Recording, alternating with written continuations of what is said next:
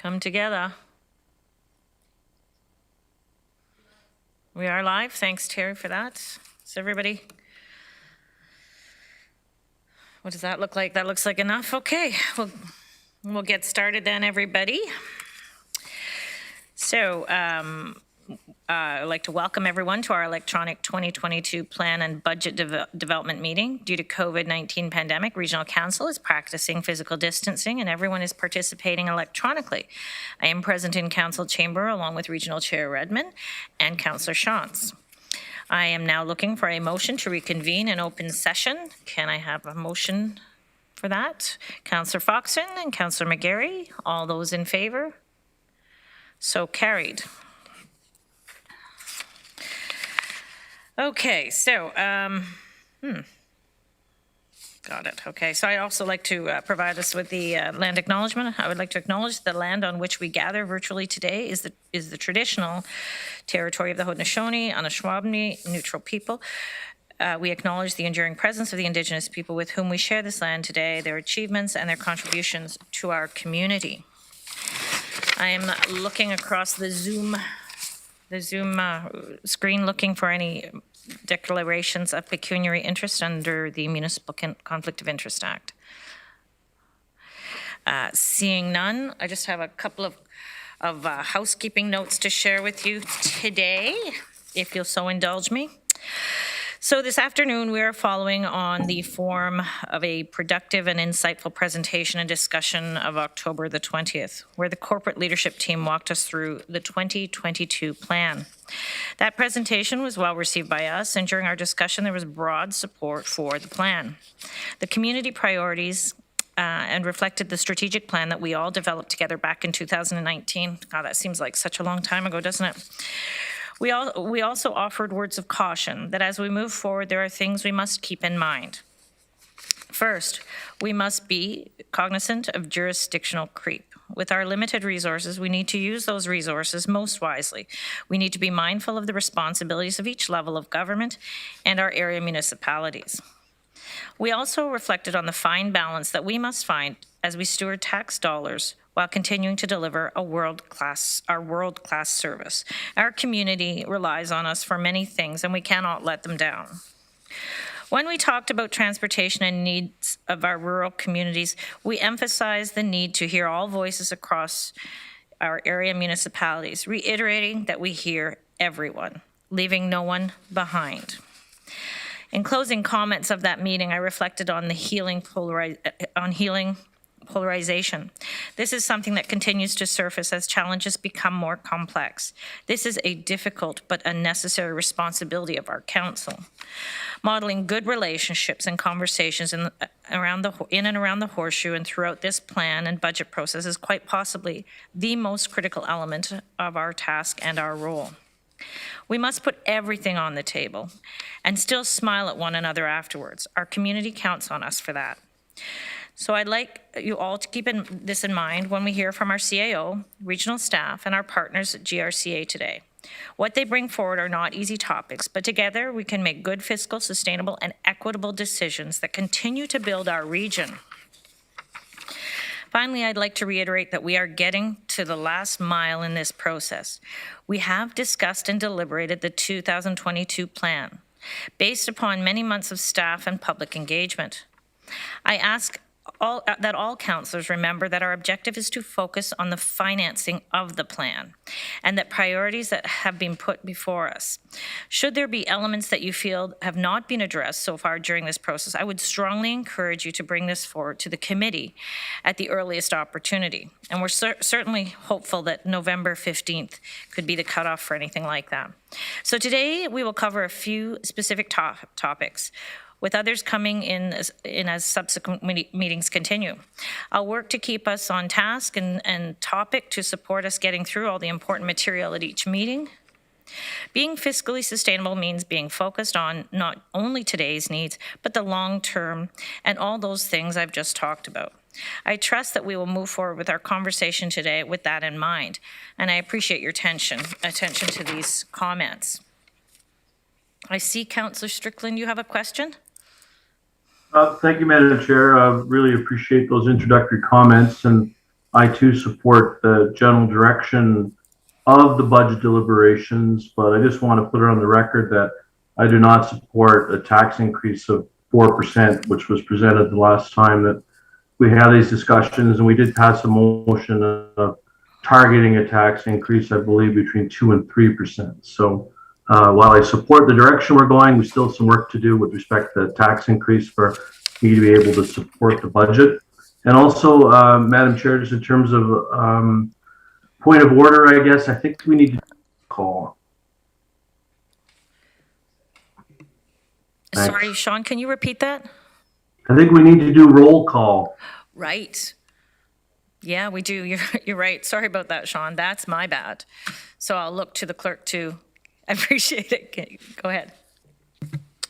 Thank you, Chair. Chair Redmond. Present. Councillor Armstrong. Present. Councillor Clark. Councillor Erb. Present. Councillor Foxton. Present. Councillor Galloway. Present. Councillor Harris. Councillor Jaworski. Councillor Jowett. Here. Councillor Kiefer. Present. Councillor McGarry. Present. Councillor Nowak. Present. Councillor Shantz. Present. Councillor Strickland. Here.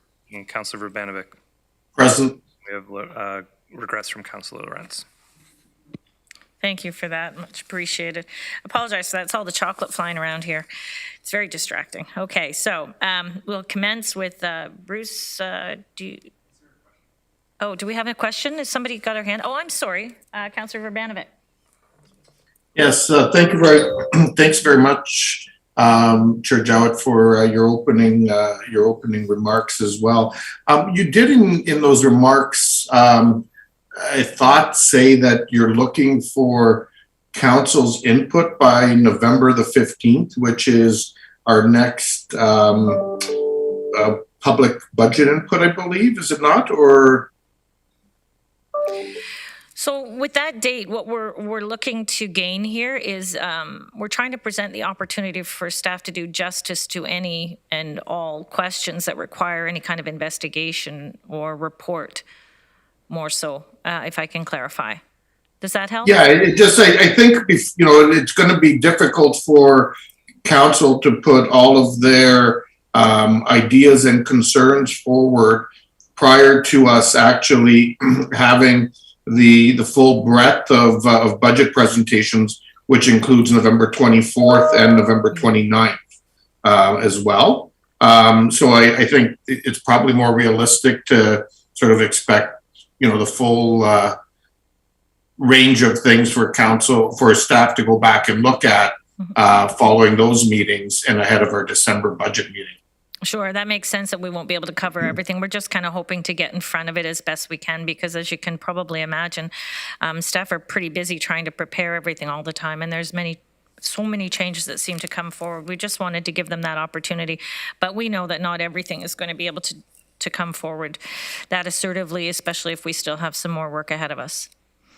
Okay, thank you for that clarification. Yeah, no, I appreciate your concerns. Thank you. Okay, so if there are no more questions, let me just check. There's a couple places to look here. Okay, we're going to have Bruce start off the conversation today.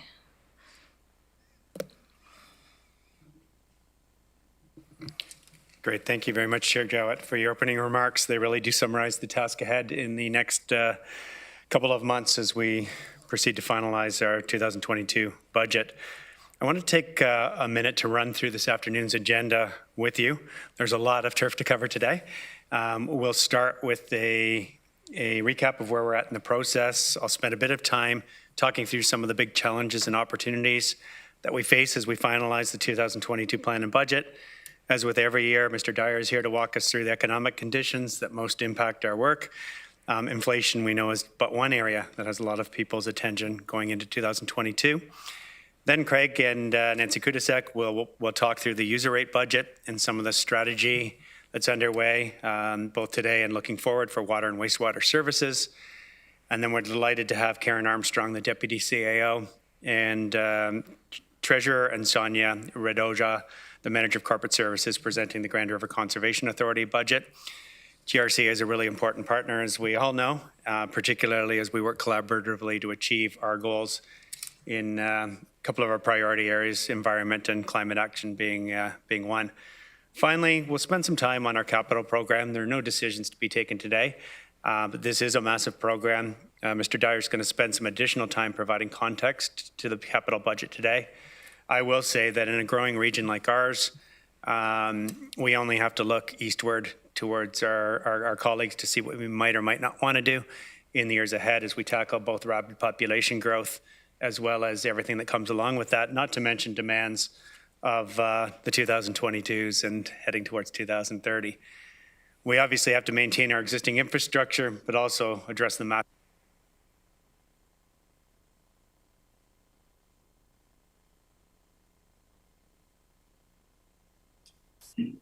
Mr. Lauckner, you're muted.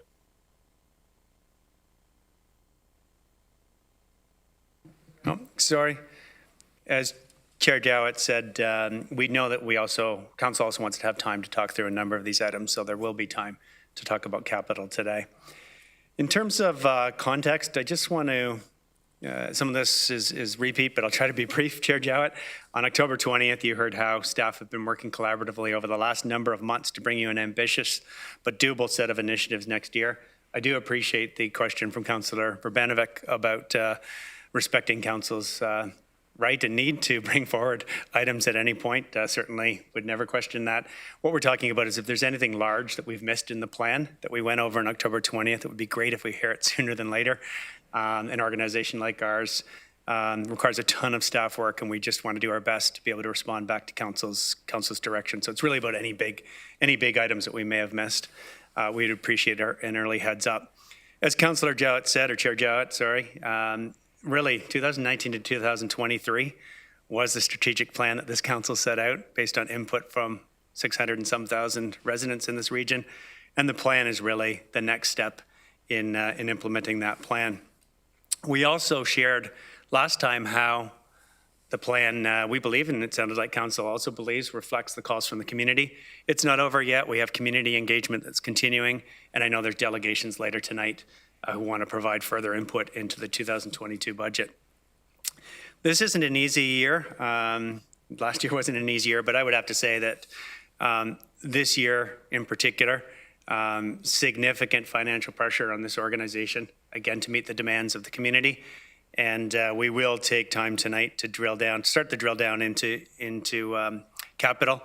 In the coming weeks, you'll hear more about the other aspects of the levy-based budget. Councillor Jowett spoke of what you, as council, told us last meeting. Want to tell you that we did, in fact, hear that. We heard you tell us that the plan is essentially aligned with your priorities and the priorities that you've heard from this community. You cautioned us in our ambition. We do want to take care of this community as best we can and respond to their requests. But as Councillor Jowett said, Chair Jowett said, it's too easy for municipalities, those levels of government who are closest to the people, to step in and solve all those challenges that are under the purview of other levels of government and other organizations. So we have tried to respect that and be clear as to when we think we're straying away from our mandate. We also have to be smarter, and we heard that, to make sure the community gets the right support, that we continue to deliver services and can respond to the growing demands. And you told us to continue to be innovative, look to automate, look at different ways of delivering service while maintaining the current level or exceeding it. And I can tell you that all departments have taken that to heart. And also, I know there was a comment from Councillor Strickland. I know he's not the only one who's thinking that. Yes, we have taken direction from council to try to target that 2 to 3% tax increase. Again, we will say that if it's just a matter of meeting council's desire on tax increases, this would be easy. We all know it's not just that. It's maintaining service levels, it's meeting the growing demand and all the competing priorities. So I don't think that's lost on anyone on council, that it's all of those principles. As we move forward, we do have a set of slides. Sorry, I don't think my slides are keeping up. If we can push forward on that. Yeah, foundational principles, perfect. This speaks a lot to what I just said, And again, I think everybody on council is saying that it's all of these things. In particular, we're paying attention to the long-term financial sustainability, thinking of 2023 and beyond, thinking of that tremendous pressure that's coming to this municipality and this region as we continue to grow as the 10th largest census metropolitan area in the country. In terms of meeting those principles, again, I want to assure, on the next slide, I want to assure council that a ton of work has gone in to this by all teams across all parts of the region to try to protect services as much as possible and also be fiscally responsible and put these precious tax dollars towards as good use as possible. So we can't do that by remaining status quo. Often we get asked, why do we have to keep changing? Why do we have to keep innovating? That's one of the big reasons, the growth that this municipality is facing. So that work has gone in. Again, I spoke earlier about being clear on our mandate. We will have some challenging conversations as we take a look at things that we think may be straying outside of our mandate, and also suggestions as to other partners that may be able to take on that work. We have made, due to council's brave move and courageous move last year, investments in modernization and digitization so we can be as efficient as possible, but also so we can continue to deliver great services and free up staff time for what I think is the most valuable calling in public service. And that's when you actually spend time with residents to have those conversations, to deal with their challenges and so on. And that applies both to our support functions as well as those directly involved in services. Today, you'll hear from the team in terms of our capital governance and management. And again, I won't get to the punchline. I'll leave that for Mr. Dyer, but this is going to be an important part of our conversation as we go forward, again, with huge demands coming. So with that, Madam Chair, I would appreciate if we can turn it over to Mr. Dyer so he can kick off the rest of the conversation. Thank you. All right, Mr. Dyer, we're all waiting. Best day of the year.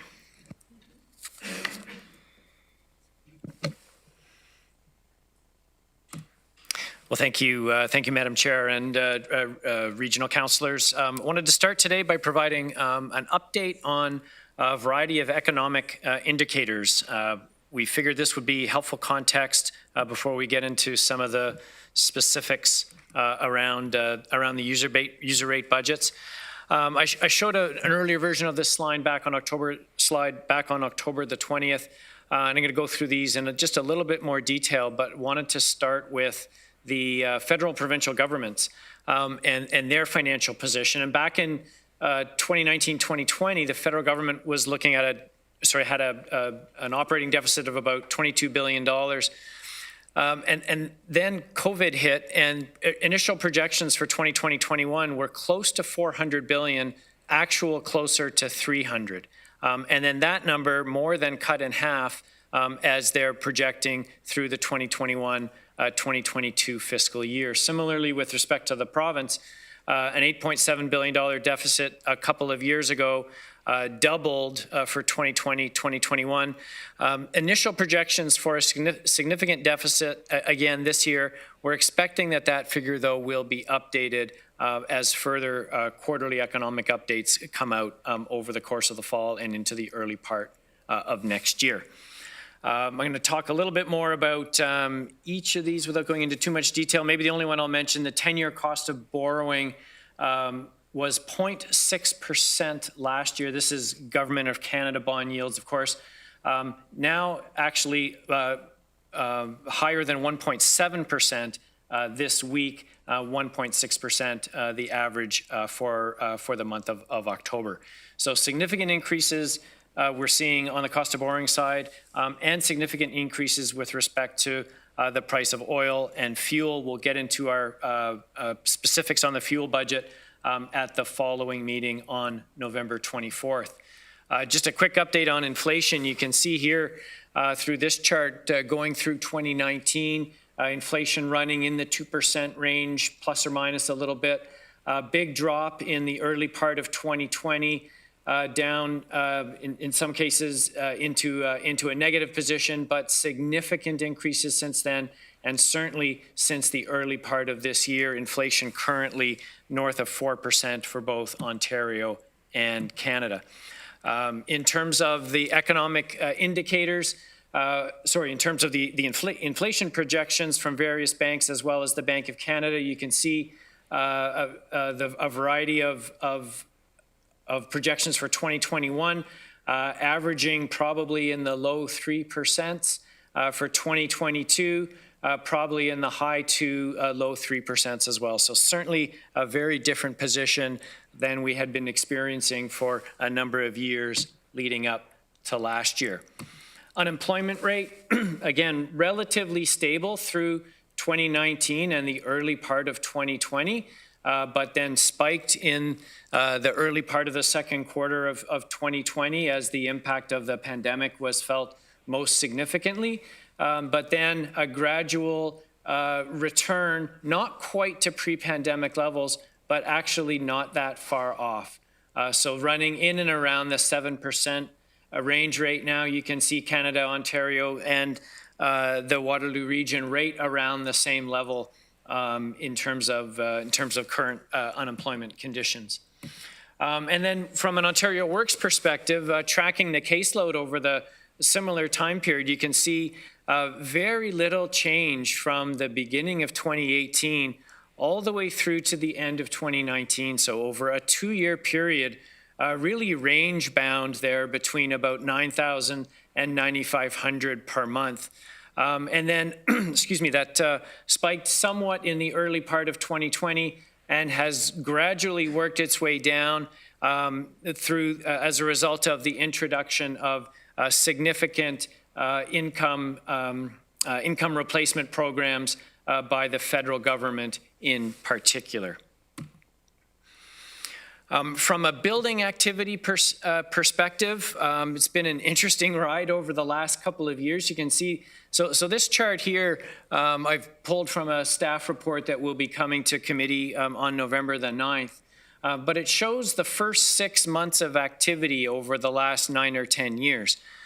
So the first thing to notice is that 2021 has had the strongest first half over the last 10 years, running at almost 40% over the average. So been a very busy first 6 months of this year. And as I said, significantly higher than the average. The value as well of those permits is up significantly by 41%. And it's through a combination of growth both on the residential and non-residential side. So very encouraging from a local building permit perspective, and that translates into a relatively healthy development charge collections as well. So if we look at 2019 and 2020, at the top row, development charge collections running in the approximately $75 to $80 million range. In 2020, for the first 9 months through to the end of September, 56 million. This year, 51 million. So running just a little bit behind. I think we're on course to achieve another year of approximately $75 to $80 million in development charge collections. And then the second line is where the region has provided a discretionary exemption, and of course any exemption or reduction of development charges that's discretionary in nature must be funded. So that was in the 10 to 11 million range in 19 and 20, is now over $13.5 million for 2021. And so when we bring the operating budget forward on the 24th, we'll be talking a little bit about the third year of a 3-year phase-in of funding for discretionary development charge exemptions in order to provide capacity to fund the exemptions at this level. But this level of collections has been very helpful in terms of funding for our growth-related infrastructure, and has had a positive impact on our development charge reserve balances, and in turn has allowed us in some cases to reduce the amount of growth-related debt we have issued. So definitely a positive story to tell from both a building permit and a development charge collection perspective.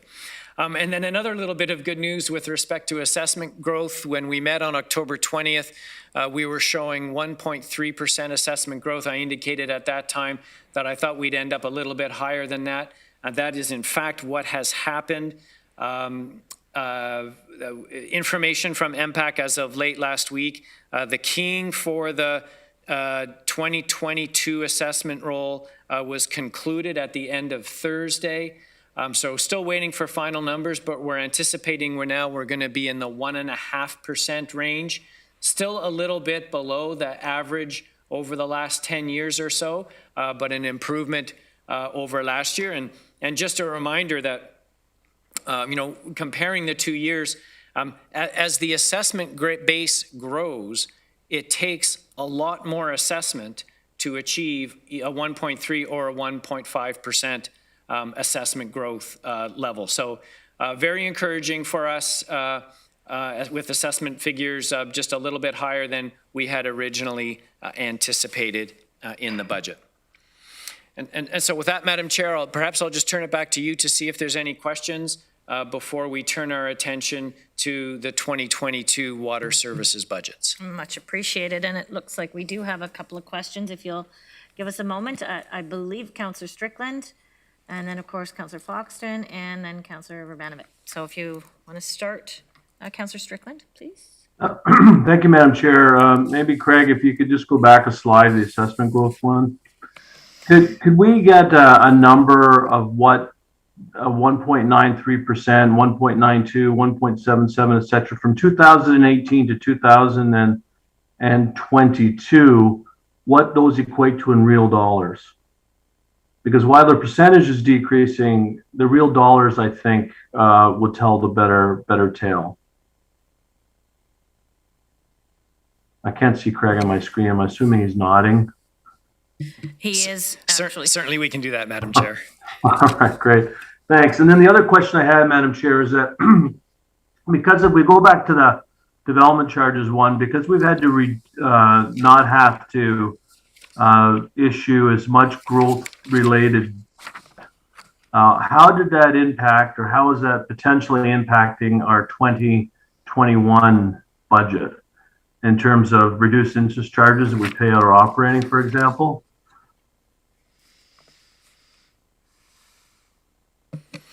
So through you, Madam Chair, I would say that it hasn't had any impact on the 2021 operating budget. So the point I was trying to make was that to the extent that our development charge revenues are stronger, we can fund more growth-related costs directly from the DC reserve rather than issuing debt that would be funded by that DC reserve.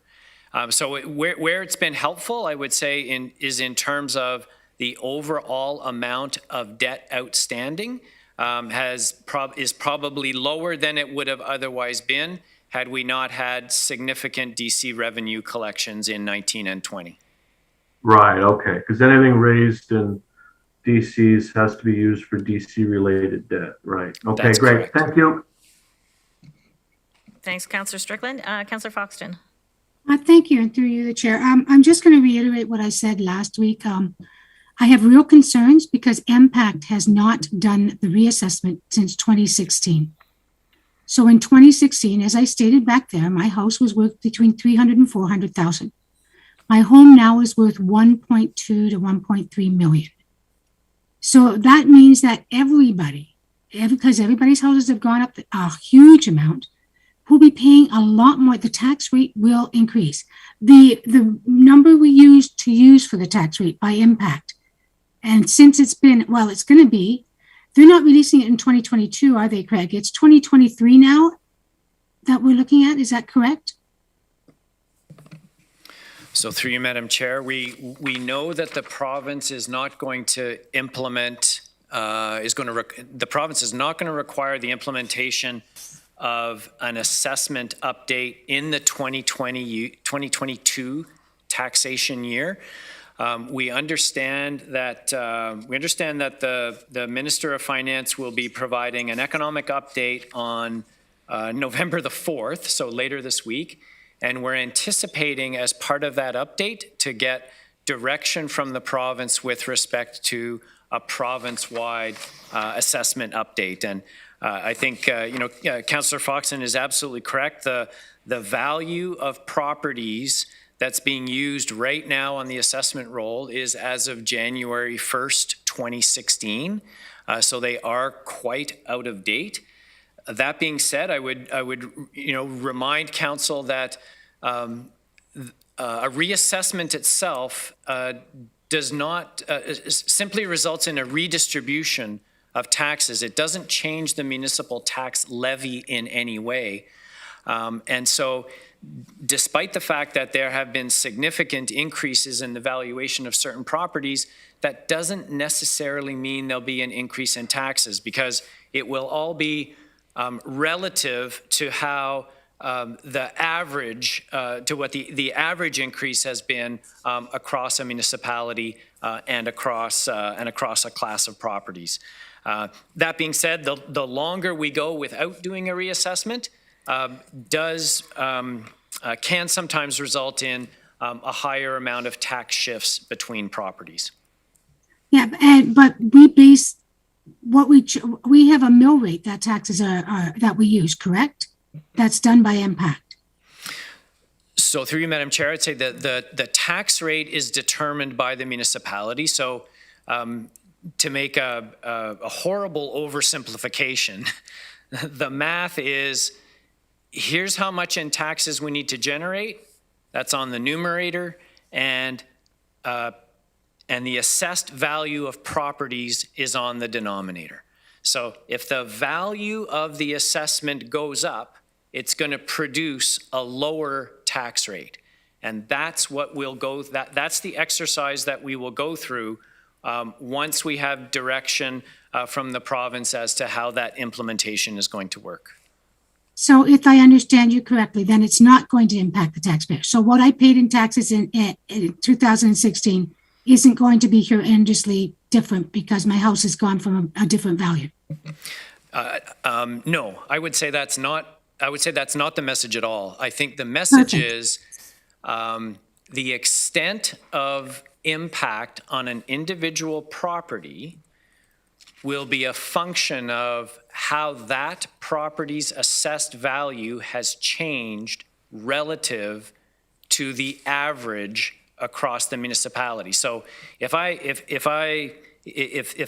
the value of my house has increased by 80% since the last reassessment, but the average for the municipality has been 90%, then using straight math, I would actually pay fewer tax dollars than I did previously, because every property gets reassessed. The numerator of our math of our fraction doesn't change, and so to generate the same amount of revenue is going to result in a shift in tax burden from some properties. So some properties will have an increase, other properties will have a decrease. At the end of the day, it's the same amount of taxes generated.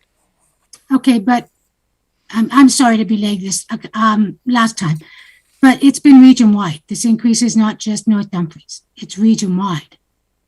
That's correct. It's region-wide, and there's actually, because there's three components of the tax bill, they all end up being treated somewhat differently. So we have a regional component, we have a local component, and there's also a provincial component. And at least on the residential side, every property in the province pays the same tax rate for education taxes. So in that case, it's more of a function of how has the value of my property changed relative to every other property in the province.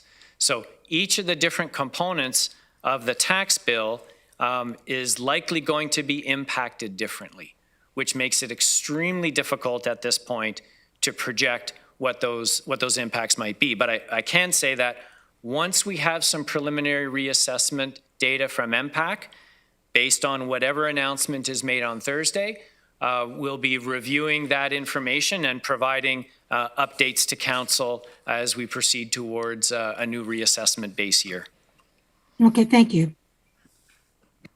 I'm still concerned. As am I. Councillor Urbanovic. Thanks. And I wasn't going to touch on assessment and probably don't want to convolute things too much more. I know often, Mr. Dyer, one of the explanations I've heard used is if we talk about all the tax dollars collected in a municipality as a pie, the size of the pie doesn't change. It just who pays for in respective portions of that pie changes depending on how they relate to the average. And then there's the added complexity of changes between property classes, which can create some challenges for us. Is that correct? Yes, I would say that's correct.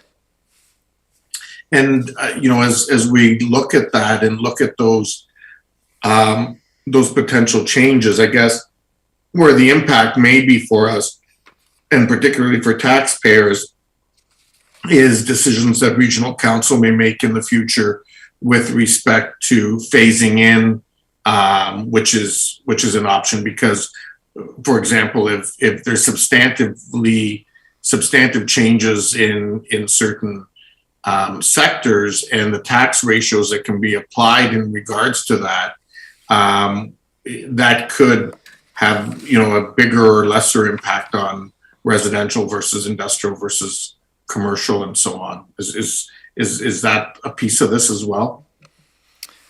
Through Madam Chair, I would say yes, it is. However, I don't think I would anticipate that there will be much room for municipal decision making here.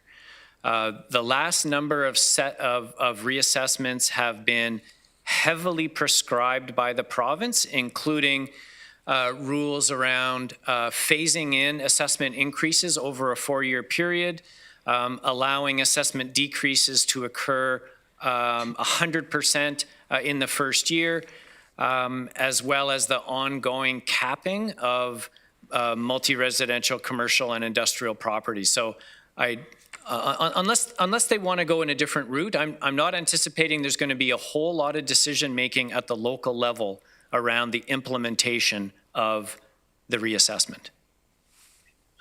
Yeah, and this is, I will say that this is an issue that I know is a growing concern amongst the municipal sector. I've flagged this previously, whether it's at the region or at the lower tiers, in terms of where the province goes with this and the timing of both announcing the new numbers when they make information available to our municipal finance departments so that they can begin to do all of the analysis and work that's going to be necessary and ultimately the implementation. And, it's something that has already started to become a topic of conversation and one that I anticipate in the coming weeks, may need to see all of us be doing some advocacy. Because if that data only becomes available in late 2022, a 2023 implementation could be very problematic on a number of fronts. Having said that, I just want to go back to the assessment growth in Councillor Strickland's question. And I think getting those actual dollars as opposed to percentages would be helpful because is there a sense that there may be a backlog at MPAC in terms of actually doing some of these assessments? I mean, when we look at building activity and growth in all of our municipalities throughout the pandemic and now, in comparison to the actual estimates, it doesn't seem to really line up. And I realize some of this is still construction in progress, so we won't have seen the final numbers yet. But it seems a little, even if you factor in that it takes more dollars to get to that percentage now, it seems to be a little bit off. Do we have any sense of that? Is there a backlog of properties to be assessed? Through Madam Chair, that's that's something that I could follow up with our contacts at MPAC on. My general sense is that a number of years ago that was the annual concern was the backlog and assessment. My sense is that a good portion of that backlog has been dealt with, and I understand that a significant portion of the assessment that was added to the roll this year is reflective of properties that have been occupied within the last 12 months. So a very significant portion of current assessment being added to the roll. The other comment I might make is to, as a reminder, is that these figures that you're seeing on the chart in front of you, this is a net figure. Right? This is not just growth being added. This is a net figure that takes into account all the reductions to the assessment base that occur over the course of the year. And whether that's a simple request for reconsideration filed by a taxpayer that's worked out with MPAC, or whether that's a significant commercial or industrial appeal that went through the Assessment Review Board and resulted in minutes of settlement going back several years. So the 1.5%, for example, that we're anticipating now in 2021 for the 2022 taxation year is a net figure of the gross. It's basically the gross assessment added less all of those reductions. And those reductions are often hard to predict and anticipate because it's very difficult to know, for example, when a particular ARB hearing will conclude. But we can certainly look into the backlog and look to provide some information back to Budget Committee. Yeah, and I think the other piece that might be beneficial for council to understand is that last number that you just referenced, both the sort of the upper number, the actual growth, and then the amount that is actually a result of reductions for a variety of reasons that are occurring. Because I know it's one that certainly we've read about, and I think it was Councillor Kiefer who recently requested information with respect to the one we heard about a major manufacturing plant down in Woodstock, and whether or not, we were going to see any impact of that here locally as well.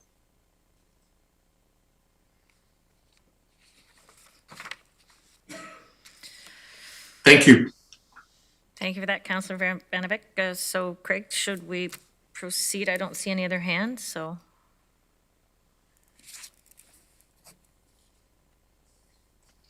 Yes, if you'll just give me one moment while I switch files here.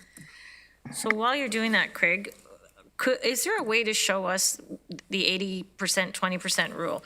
Like, do you remember when the region flipped from 80% single dwellings and 20% condos to the river? And this is just conceptually. I'm sure it wasn't always that clean as a figure, but we went to 20% single dwellings as an intention, and 80% condominium or multi-res. Like, do you remember? I remember Mike Murray talking about those changes and the intent of it, but I don't know that it actually happened. But would that be a way of demonstrating to us how the distribution changes or how it impacts? I do recall some material that our planning department had put together showing how the mix of new development has changed over years. And I'm sure we could dig up that information and bring it back to a subsequent meeting. And the reason I say that, because when Councillor Foxton talks about the price of an average house going up, then you even think about houses that, we have a fair number of housing divisions that have multi-million-dollar houses that started off as being at a value of 1 or 1.3 that have exponentially grown to almost it's almost laughable, but it's a reality that's happening, especially because of the migration from east to west that we experience. So what financial impact do those kinds of exponential growth dollars have on the assessment growth expectations? Yeah, I think it's an extremely difficult estimate to try to make, but again, we can check in with our colleagues at MPAC and see if there's anything that we can bring back for the committee. Okay, thanks for that. All right, if you're ready, please continue. Yep, just give me 1 second here to find. Okay.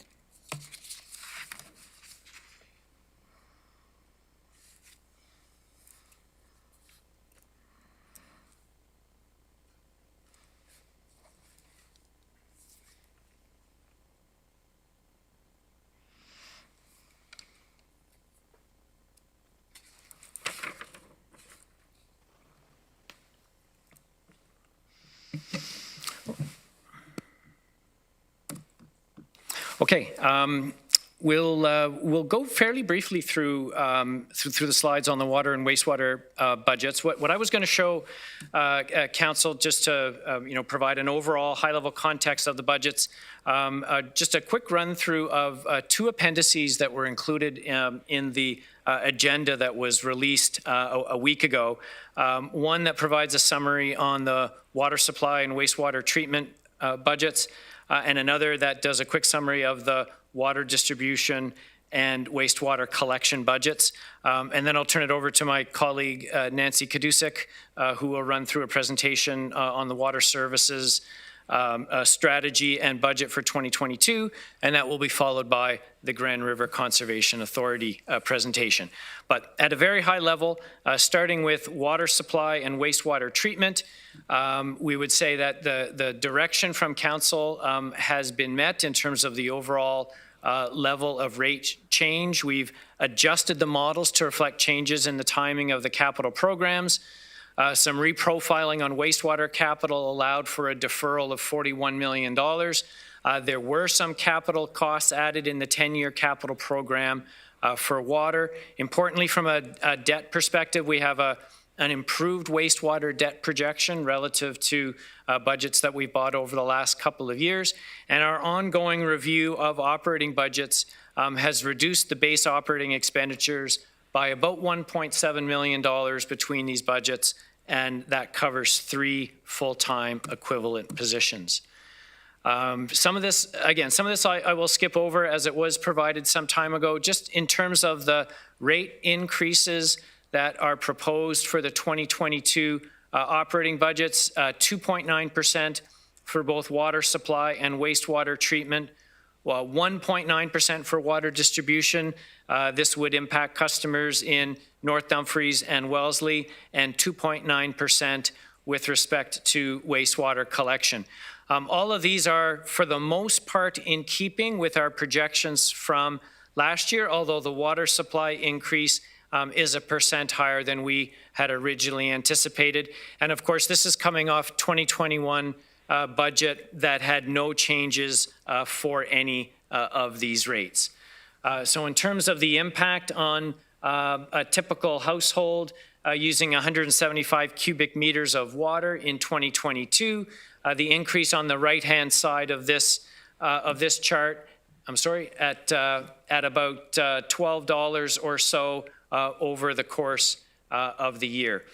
Water supply operating budget is a $61 million operation. Significant funding set aside each year for capital initiatives. Also includes about $2.9 million of the Grand River Conservation Authority levy. Overall, expenditures increasing by about $2.6 million in 2022, of which $800,000 is for, for the funding of capital projects, and about $600,000 for the funding of discretionary development charge exemptions. This goes back to the slide that we talked about during the economic indicators part of the presentation today. And the water capital program over 10 years, about $600 million. In terms of water flows, you can see here a chart showing budgets and actuals. The budget figures are the dark line. And you can see that the budget in 2022 has been adjusted to reflect very closely our actual expectation around water flows in 2021. Looking at the, the proposed rate change relative to some history, you can see how the water rate has changed over the last few years. As recently as 2015, a 4.9% increase, but then 1.9% in 17, 18, and 20, the zero that I referred to earlier in 2021, and then projected 2.9% per year for the next 5 years, followed by 3.9% after that, much of which is predicated on the capital program in those years. And that capital program, as I indicated, $600 million, funded to a great extent by user rates and funds held in reserve, also by development charges. And I would say one very encouraging piece here, if you look at the user rate debt, so that's the small yellow portion of the financing slide on the right, a very small amount of user rate debt contemplated over the next 10 years.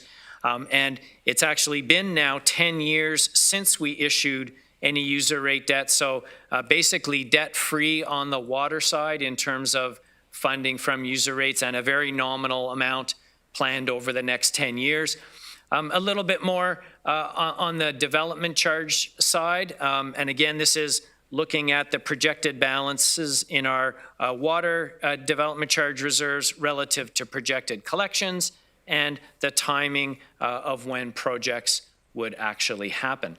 And so you can see here, debt outstanding, relatively low for the last few years, but falling down to zero at the end of 2021, something we're particularly pleased with. But we acknowledge there is some growth-related debt. This is debt funded by development charges that is likely to be required over the next 5 years. But again, this is something will be monitored, and to a certain extent will be a function of development charge collections over the next couple of years. From a debt servicing cost perspective, again, 2022, the first year in some time that there's been no debt servicing costs for water, and really none projected over the next 5 years.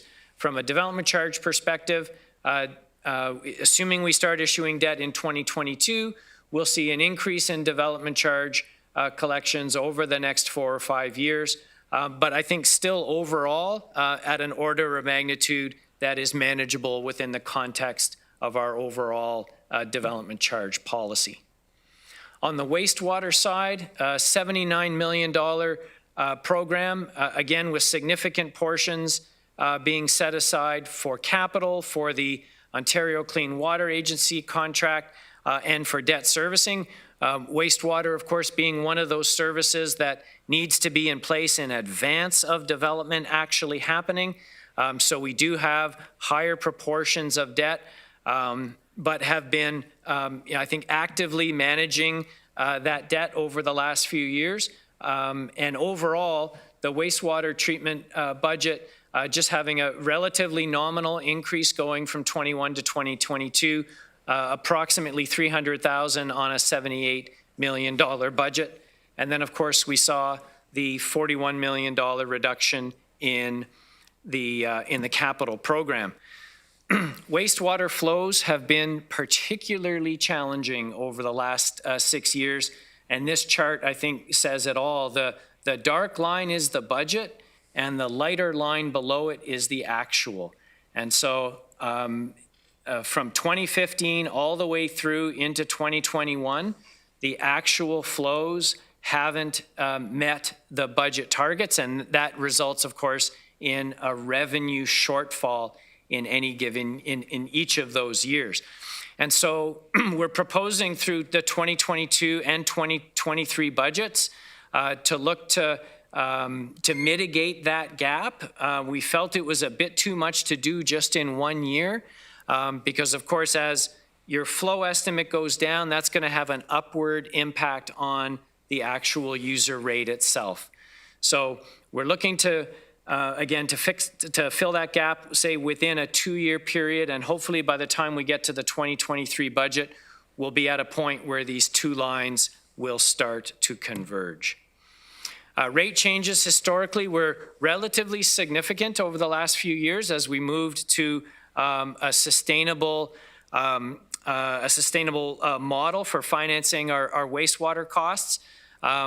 We were able to bring the increase down to 3.9% in 2020, and then 0% in 2021, of course, back to 2.9 for this year, projecting 3.9% for the next few years, but then back to 2.9%.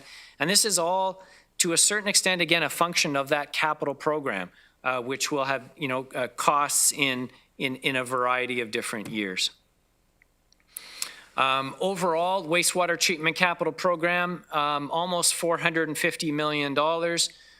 You can see, for the most part, funded by the user rate reserve and the RDC reserve.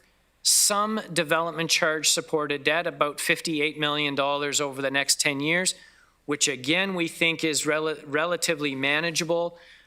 We have issued significant wastewater treatment debt over the last, going back to 2012, 2013, 2014. But that is, that debt is starting to reduce overall. We're issuing a little bit less debt than is actually retiring each year. So we see a gentle but consistent slope reduction on this line going from 2020 all the way out to 26. So overall, I think debt very manageable from a wastewater perspective. And one of the measures that we always look at is the extent to which we need development charges to cover our debt servicing costs. And that's the right-hand vertical axis here, running at about 50%. I can say that going back 3, 4, maybe 5 years, we thought that percentage was going to be much higher, but with increased development charge collections and some changes to the projects in the capital program, we're seeing that projected to be around the 50% range. That's probably about as high as we'd like it to go, but I think, certainly encouraging relative to some of our earlier projections.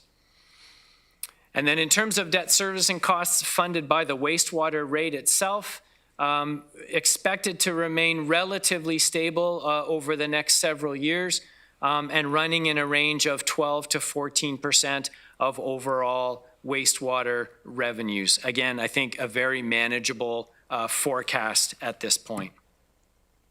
And so to conclude, we would say that that we've maintained the sustainability and viability of both of our water and wastewater budgets. We've made a number of adjustments to the models, and we believe we're in a relatively strong position from an asset renewal funding perspective. And again, debt-free on the non-growth side for water at the end of 2021, anticipated right now until 2027. And with that, Madam Chair, I'll pause for any questions before making a few brief comments on the distribution and collection budgets. Perfect timing. So we'll commence with Councillor Jowett, please. Thanks, Madam Chair. Craig, a couple of questions. One is the water supply rate model that you're projecting and a percent higher this year than was projected last year. And of course, last year was kind of exceptional in how we dealt with the utility rates, both of them at 0%. But what I'm curious about is it's a percent higher. You maybe tried to explain that by virtue of the 0% previous year. So is that can I take some comfort that the 0% last year, the extra 1% this year, it's that particular circumstance has now been taken care of, or is the 0% that we did in 2021 still has a possibility of some negative effect in 2023 as well?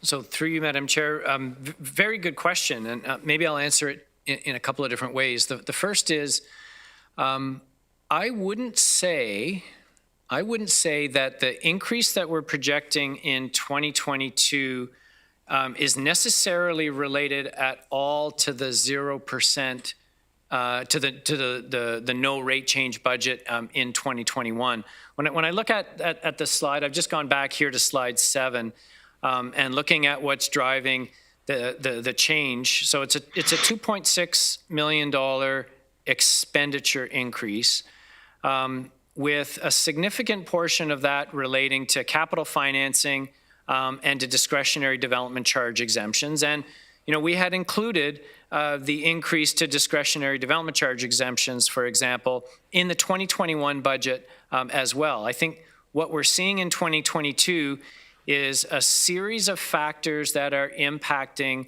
the water budget, including the two that I've just mentioned, as well as increases in utility costs and other expenditure areas. So we think that the changes to the capital program over the first 5 years in part warrant the additional 1% over what was projected last year. But I don't see the 0% being a major factor in 2022, and I don't see it being a factor at all in 2023. Okay, well, that's good to hear. And maybe I heard it a little differently when you were explaining the extra 1%. I thought it was all in the same sentence. You referred to the 0% the previous year, and I took it that there was some connection between the two. Well, that's fine. The second question I have is how we do project the future rates beyond 2022 or 2023. And of course, they're going up again. And as you did indicate, I'm pretty sure about this, predicated largely on the capital program that often is, you know, out-extended for a longer period of time. So the question I have is, when you're doing these rate projections and utilizing the capital forecasts to, in large part, establish the future numbers, are you using the same capital program as we have in the background study for development charges, or is it a modified program in any way, or is it one and the same? Through Madam Chair, it's definitely not the same.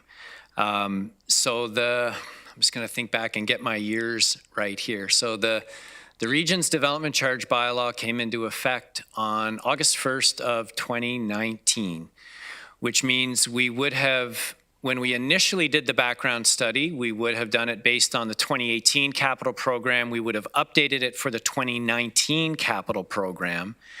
And that's the program that was used to set the rates for the next 5 years. Every year we go through an exercise of updating our capital program for all regional services, looking at the scope, need, timing, cost, priority of every project that's in the capital program. So the capital program for 2022 will be a very different capital program than was used to set the development charge rates in 2019. And if just to continue a little bit on that, what I would say is this is one of the factors that we're looking into as we consider whether to bring a recommendation to council next year to start the next background study. So the bylaw goes until July 31st of 2024. We would need to start a background study at the beginning of 2023 at the latest.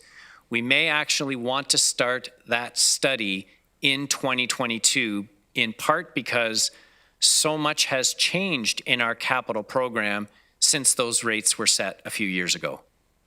I hope that's clear and helpful. Yeah, that's fine. But I guess the point I wanted to get to is, and I suspected that they weren't one and the same.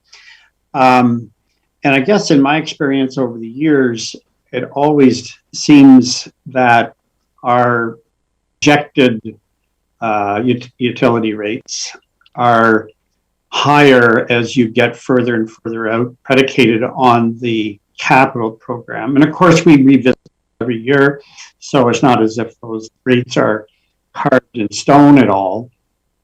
Bit of a roadmap, but in our development charge background study work, we always discount 10%. We argue or debate, I should say, how much we should discount the projection, because we typically don't build to plan. There's typically projects either take longer to get to construction, or they get deferred for one reason or other. Is there a similar calculation that is made in the capital budgeting for water and wastewater that looks at those factors that results in some form of discounting the actual program because of what is likely to be reality, as opposed to what is kind of the preferred capital program? Do you understand what I'm saying? Yes, I do understand what you're saying, and this is really testing my memory here. I'm fairly certain, and will confirm, that we did not include a discount on capital costs in the last background study. So we took the 2019 capital program, and it was actually a much longer capital program. We ran it out, I'm going to say 20, I actually think it was 30 years that we ran the capital program out, and we used that capital program as the basis for calculating the rate. And I know in the past it was a practice to discount the capital program. We've stopped doing that, but what we do when we're projecting our debt servicing costs and our debt outstanding, we do consider the timing of when debt will be issued. So, for example, a $2 million project in the first year of the capital program, perhaps 80% of it gets spent in year one and 20% of it gets spent in year two. We'll model the debt issuance on that basis in order to ensure that we're not overstating either A, the amount of debt outstanding at any given point in time, or B, we don't want to overstate the associated debt servicing costs. But again, subject to just confirming what I think is correct, with that 10% discount was not in the background study and is not in our capital program right now. Okay, so your memory is probably better than mine. We certainly did discount in the past, but it's the RDC that I'm worried about. I just use that as an example. I'm just wondering whether or not, when we're doing these calculations to project future utility rates, I'm assuming now from what you're saying that there is no discounting. It's as if everything's going to get built exactly at the time that it's projected to get built, even though we know that's not likely going to happen, because none of our capital programs get built exactly as planned. There's often deferrals. Environmental assessments take longer than expected. The projects get delayed, et cetera, et cetera. And I'm not saying we should discount. I was just more curious whether or not we do. And I think the answer is no, we don't. Thanks. Thank you. Thank you. Councillor Foxton. Thank you. And through you, Chair, I just wanted to mention to all of staff and council what a great job Nancy Kodousek did with Thomas Mitt. And they came and met with my senior staff and myself and explained all the questions we had over the water rates and everything else, and made it quite understandable. They will be presenting to council And they will be completely prepared for all the questions. You know how everybody says everything's way too high and why are our bills so high? They have thorough and logical answers for all the questions. And I really appreciated the work they've done to do this. And with communicating with the public, we create better relationships. So I wanted to thank them for that at this time. Thank you. Councillor Verbanovic. Thanks very much, Chair Jowett. One question on the water rates, or I guess specifically, what I'm getting at is you indicated that we wouldn't be having any debt on the water utility, I believe, from next year through to 2027. And I'm just wondering now, before interest rates start going up, is there any reason why we would actually consider taking on some debt now at much lower interest rates in order to be able to do a larger transfer from the utility to operating that we can then use for some of the other objectives that council has identified? It would seem to me that, trying to do it now when we're getting interest rates of 2 or 3% or thereabouts makes much more sense than what we might see in the next few years.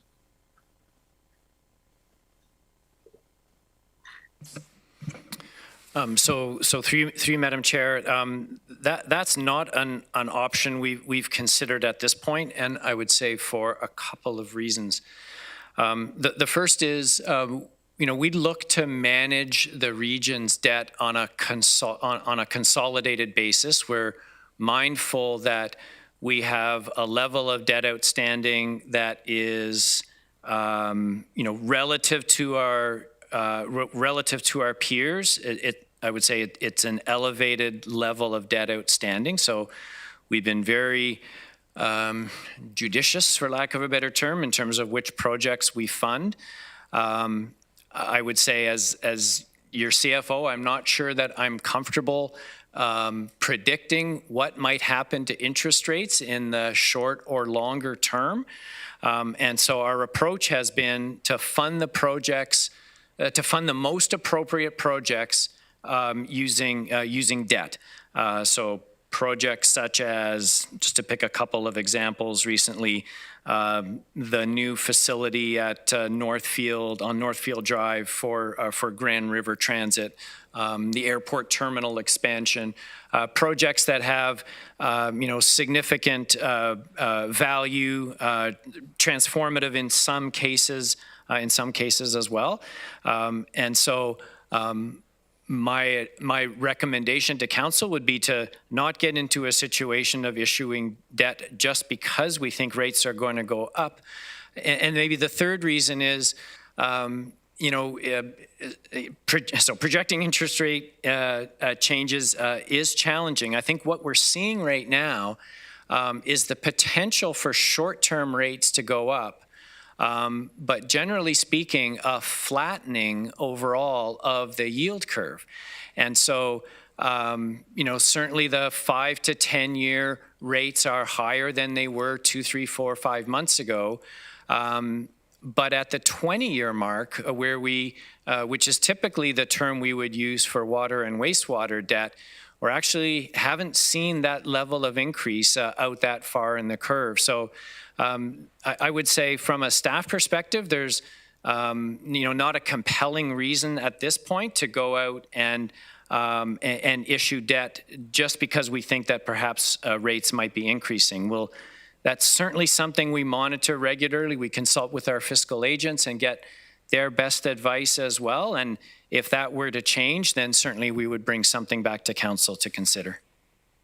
Yeah, so I guess that's something that I just want to flag, that as we go through this budget and we make decisions around what's critical for us in terms of investments that line up with the strategic objectives that we've endorsed, that potentially may become a topic for further investigation, because there is a general sense in terms of what may happen in the shorter term with things like 20-year bonds,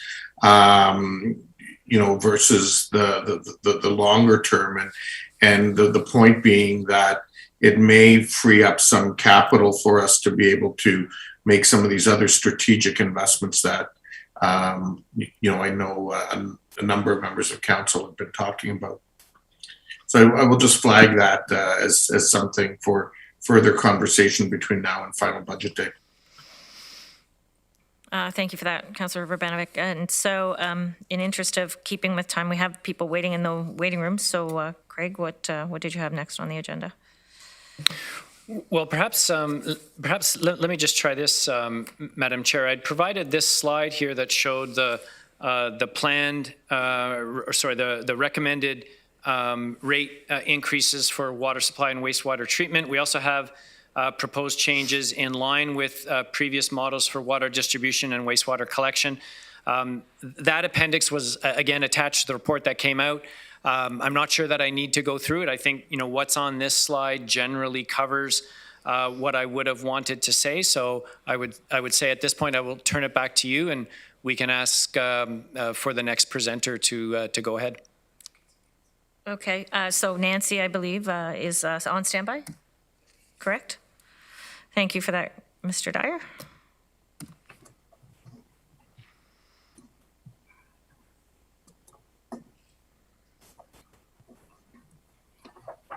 Good afternoon through to you, Chair Jowett. Hopefully you can see the presentation.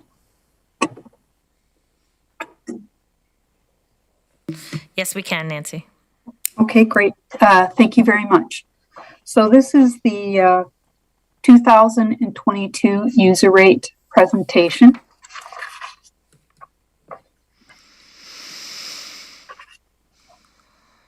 To provide 54 million cubic meters of safe drinking water each year, Water Services has a team who are focused on source protection, conservation, engineering, operation, and laboratory services. The water operating budget is projected to be $61 million, with a major increase in our 10-year water capital program of $54 million. This $54 million reflects a reinvestment in some major infrastructure, being our Mannheim water treatment plant, our concrete reservoirs and water mains, and also a response to market conditions such as inflation. In review of the operating budget, there were reductions identified, including staffing, maintenance, overtime, and other areas just under $500,000. And the water demands we've seen this year are projected to be slightly higher than what we budgeted. And for 2022, we also project a slight increase.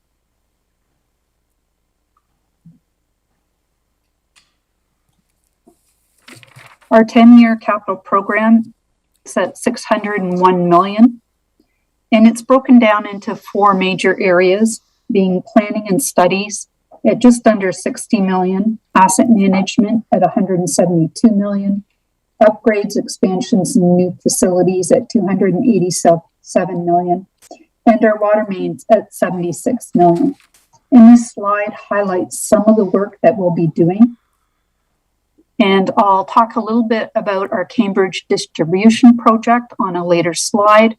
We're doing a Mannheim water treatment plant optimization study, looking at the current state of the infrastructure and how we can reinvest in that infrastructure.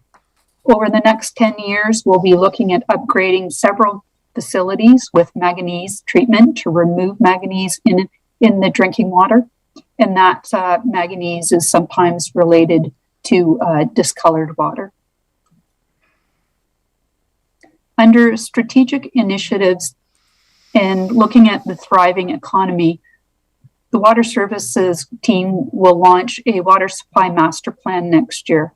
And we've started by having a conversation with stakeholders on a project charter, which helps scope out what the project plan is, some strategic questions that we had, and how we'll communicate with the public.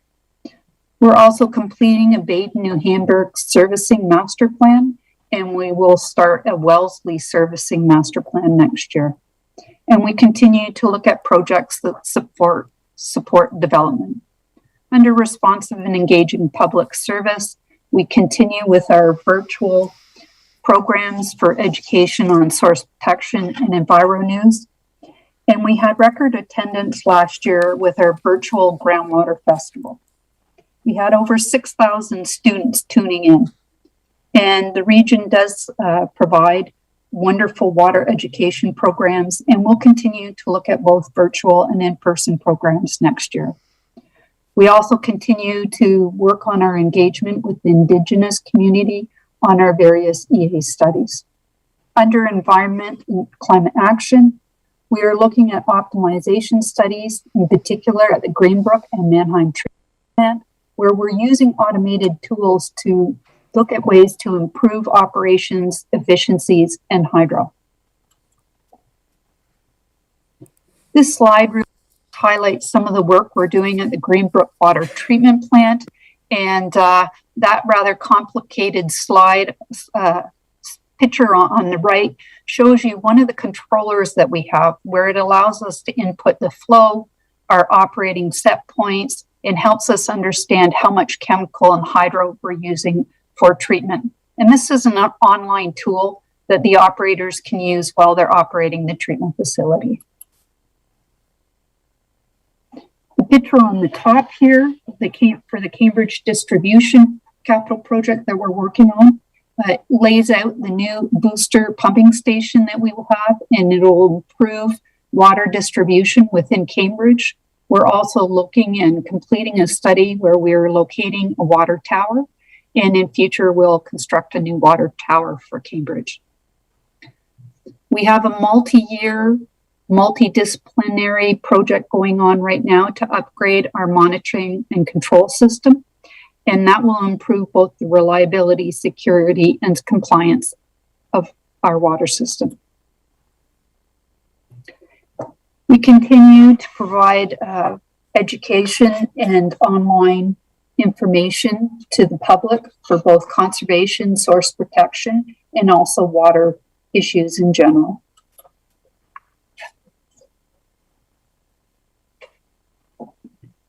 In wastewater, we treat over 55 million cubic meters of wastewater each year. And we have a team who are specialized in conservation, engineering and planning, operations and maintenance, biosolids management, and environmental and laboratory services. The wastewater program for 2022 is projected to be 79 million. The 10-year capital program, we were able to reduce it by 41 million. We strategically looked at each of the treatment plants, looking at how they were operating and looking at their needs for expansion related to capacity. And in some cases, through technology or through optimization, we were able to defer expansions or major expansions, and that helped us to reduce the capital program. Our operating staff looked at the operating budget, and reductions were found, including staffing, electricity costs, and other programs by 1.2 million. And in this case, as was earlier noted, the wastewater flows are trending slightly lower than projected. This is an impact both of climate change. So in the past, we used to see high flows in the winter months related to the snowpack and the melting of the snowpack entering the wastewater system. And we don't see that anymore. We also saw some changes over the last year related to COVID. When the shutdowns occur, the wastewater flows drop down. So we have conservatively reduced our wastewater flow projections for next year.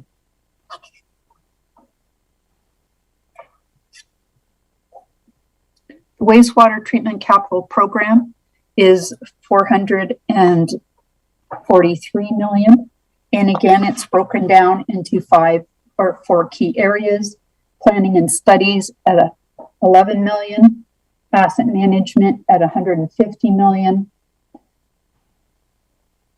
expansion and new facilities at 258 million, and biosolids at 24 million.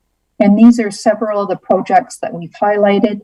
Again, we'll continue to be working on our Cambridge facility at Galt with upgrades estimated at 44 million. We have some work on our pumping stations that we need to do, including the Bridgeport pumping station, and that will be at 13 million. Some of our strategic initiatives. So again, under Thriving Community, we are looking at our Hustler, St. Jacobs, and Elmira facilities and looking at ways to use innovative technologies to improve both the quality and capacity of the treatment. And through operating and optimization, we were able to defer the Waterloo expansion by over 20 years. Under Environment and Climate Action, we are looking at implementing a new sewer use bylaw. And with that bylaw, we actually have online permits and applications for the users, as well as fact sheets to help them. We're also continuing with our optimization programs under healthy, safe, and inclusive communities. The wastewater team partnered with province, with public health, and the University of Waterloo for the COVID surveillance program, which is ongoing, doing sampling and testing of the wastewater to better understand COVID occurrences in our community. A few shots of some of the work that we're doing under, again, Environment and Climate Action. At our Hustler wastewater treatment plant, we're using a chemical to disinfect the wastewater, which is not harmful to fish.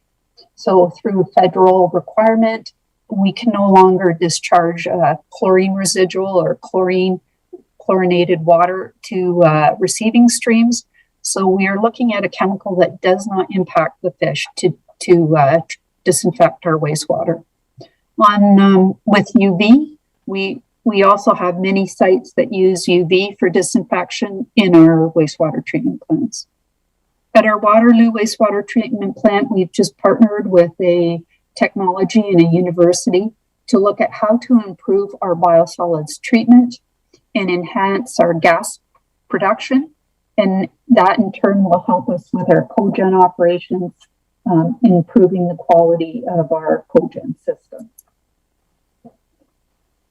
At our Elmira and Hustler treatment facilities, we are using a new technology that helps with the aeration process and improves treatment using less hydro and chemicals, and that work is ongoing. And in our Kitchener wastewater treatment plant, this is a picture of the new cogeneration facility. And the other two at the Waterloo wastewater treatment plant and the Cambridge Galt wastewater treatment plant, the cogen units are now operational and reaching the final stages of commissioning. So with that, I'd like to speak about the retail water distribution and wastewater collection system. The budgets here are projected at 2.9 million for water distribution and 1.6 million for wastewater collection. Staff went through the operating budgets and found a total of 8,000 in reductions. Some of the initiatives that we are looking at under Thriving Economy, we are looking at doing a Wellesley master servicing plan next year. We've just completed an upgrade on infrastructure with our Roseville water treatment plant, and we'll start one at our Linwood water treatment plant. We're also looking at continuing with our leak reduction program and partnering with the local community when they do their road replacement to look at service replacements in the case in Air on Butte Street. We continue to work on our sanitary system, and we have a program in place to do sanitary sewer camera inspections as well as flushing, and thereby when we find anything to take appropriate action and do repairs We noted last year throughout the region that there were a lot of questions about water conservation as people were using more water by working from home. So for North Dumfries and Wellesley, we came up with a high water bill program that we worked with jointly with our finance team. And it's put online for those homeowners that experience a bit of an issue with their water bill and want to have some sort of rebate. That opportunity applies to the North Dumfries and Wellesley residents, and it's a one-time rebate depending on what the particular situation or circumstances are. But we continue to do education and home audits for those homeowners who are experiencing continued high water usage. On the water distribution side, the operating budget is 2.9 million. The 10-year capital program is focused at 2.5, and it includes leak detection, remedial work, meter replacements, and fleet reserve. On the wastewater collection side, the operating budget is 1.6 million. The 10-year capital program is 2.1 million, with replacement and upgrades projected for the future, as well as collection studies. And that's the end of the presentation, and I thank you. I thank you so much for that. Are there any questions, comments, or otherwise? Oh, I see. Okay, Councillor Galway, please. Thank you, Madam Chair, and thanks, Nancy. I'm trying to rationalize, Nancy, the reduction in wastewater flows that you suggested. Water supply was a little over budget, and wastewater, if I understand it correctly, was under budget. And then you also mentioned, as we've seen also in our solid waste management, increased amounts of recycling and waste and composting because of all the people working from home, children being home from school for periods of time in the past year or so. Did we not see the same kind of trends in wastewater and water? I would have expected them to both be on the plus side, or maybe there's some other explanation. Through to you, Chair Jowett. When looking at the water demands and water flows, we do the trends both daily, monthly, and annually. And what we saw over the last 2 years was the average household that the water demands had increased. And as you recall, in the last 2 years with the shutdown, we did see some changes on the industry side. So there was a bit of a shift where households were using more water and in industries and offices were using less. But overall, our projections stayed on target. So we are looking at a surplus, a small surplus at the end of this year for our water rate model. On the wastewater side, we build our 7 customers based on the wastewater flows coming into the treatment plants. And that means that the wastewater treatment plants will be impacted not only by normal consumption, but also by inflow and infiltration in our collection systems that exist in the region. And in the last several years, over the last 5 years, what we've seen is a lowering trend in that inflow and infiltration related really to the snowpack. So we haven't seen that kind of, we used to talk about a January melt and then March melt of the snow. And we haven't seen those. And we also recognize that the local municipalities have done great work on repairing and fixing to reduce the inflow and infiltration. But one of the other things we saw was last year in the early spring is we did see a significant reduction in wastewater flows when the businesses shut down. So as a result of COVID. And I think now that businesses are opening up and perhaps changing how they work, we're not yet seeing the full implications of where the wastewater flows are. So I think it was wise to be conservative in reducing our wastewater flow projections. The flows for water and wastewater are very close. Water being at 54 million and wastewater being at 55 million. As to what we're actually seeing, they're very, very close in what we use. But we know during the summer, a lot of water is used for outdoor use, and so they can be different.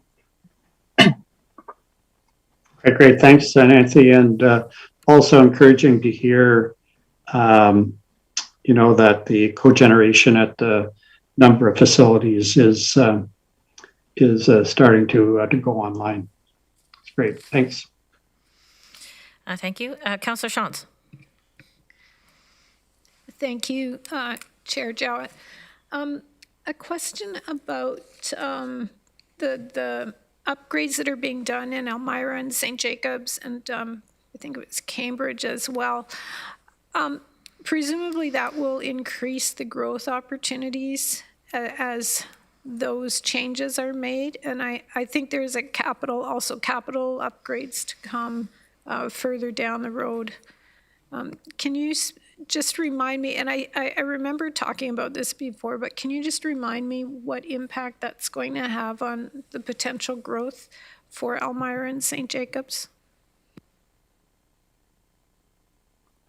Or is that a question for someone else? No. So within our next 10-year program, we did the firstly from our wastewater master plan. Our goal was to look at the Waterloo and St. Jacobs wastewater treatment plant, and we completed a study where we looked at each of the unit processes and did an optimization. So for Waterloo wastewater treatment plant, we identified that the expansion requirements would be set to 20 years into the future. So we did not see that there were any major needs for expansion. At the St. Jacobs wastewater treatment plant, we did and completed a similar study. And it identified additional capacity within most of the unit processes, and there was some additional work that we needed to do. So we're looking at how to complete that work, and that's built within our 10-year capital program. The next site that we'll be looking at is our Wellesley master plan, servicing plan, and we'll review there how we do the servicing there, and then following that, we'll be looking at the Elmira wastewater treatment plant. But for each of these studies where we are looking at any capacity issues, we look first at ways to optimize or use innovative technologies versus the traditional approach of expanding the treatment plants. In the case of Galt, it has available capacity, so the work we're doing there is related to upgrades of the infrastructure. So the optimization that you're doing isn't really going to change the growth projections. It's just sort of catching up to the growth projections. So it will meet the needs of the community in the next 10 years. So it looks at what the requirements are in the next 10 years. And I believe in the later half of the 10-year program, there'll be work looking at Elmira to look at an expansion there, a small expansion to accommodate the projected flows. Thank you. Thank you. Okay, so I'm not seeing any other hands up. I guess at this particular point in time, did you have anything else you wanted to add to that, either Craig or Bruce, or shall we move to the intro? Okay, so Councillor Foxton, if you would be so kind as to do the introduction for the GRCA. Thank you, and I have two of the main staff members of GRCA coming in to be with us today, Sonia and Aaron. They've worked diligently, and as you know, they've been under the watchful eye of the Conservation Act Authority, and they've worked really hard, understanding these times are tough for everyone. And I can't tell you how great a job they've done on all of our behalf. And at that, I'll turn it over to Karen. Welcome, Karen. Thank you. Thank you so much for having us. We appreciate this opportunity to present the GRCA's draft 2022 budget. Sonia Radoja is with me. She's our Manager of Corporate Services. Sonia, are you able to share the presentation? Sorry, Sonia, we ran through this earlier and then Sonia just has run into some technical difficulties. Can you hear me, Karen? Yes, I can. I believe we Okay, all can. yeah, my little cursor was just bouncing all around. I don't know if it'll continue to work because the plan is for me to share the presentation. So I'm going to now turn my screen on just to risk not things getting more wonky. But I will share the presentation here.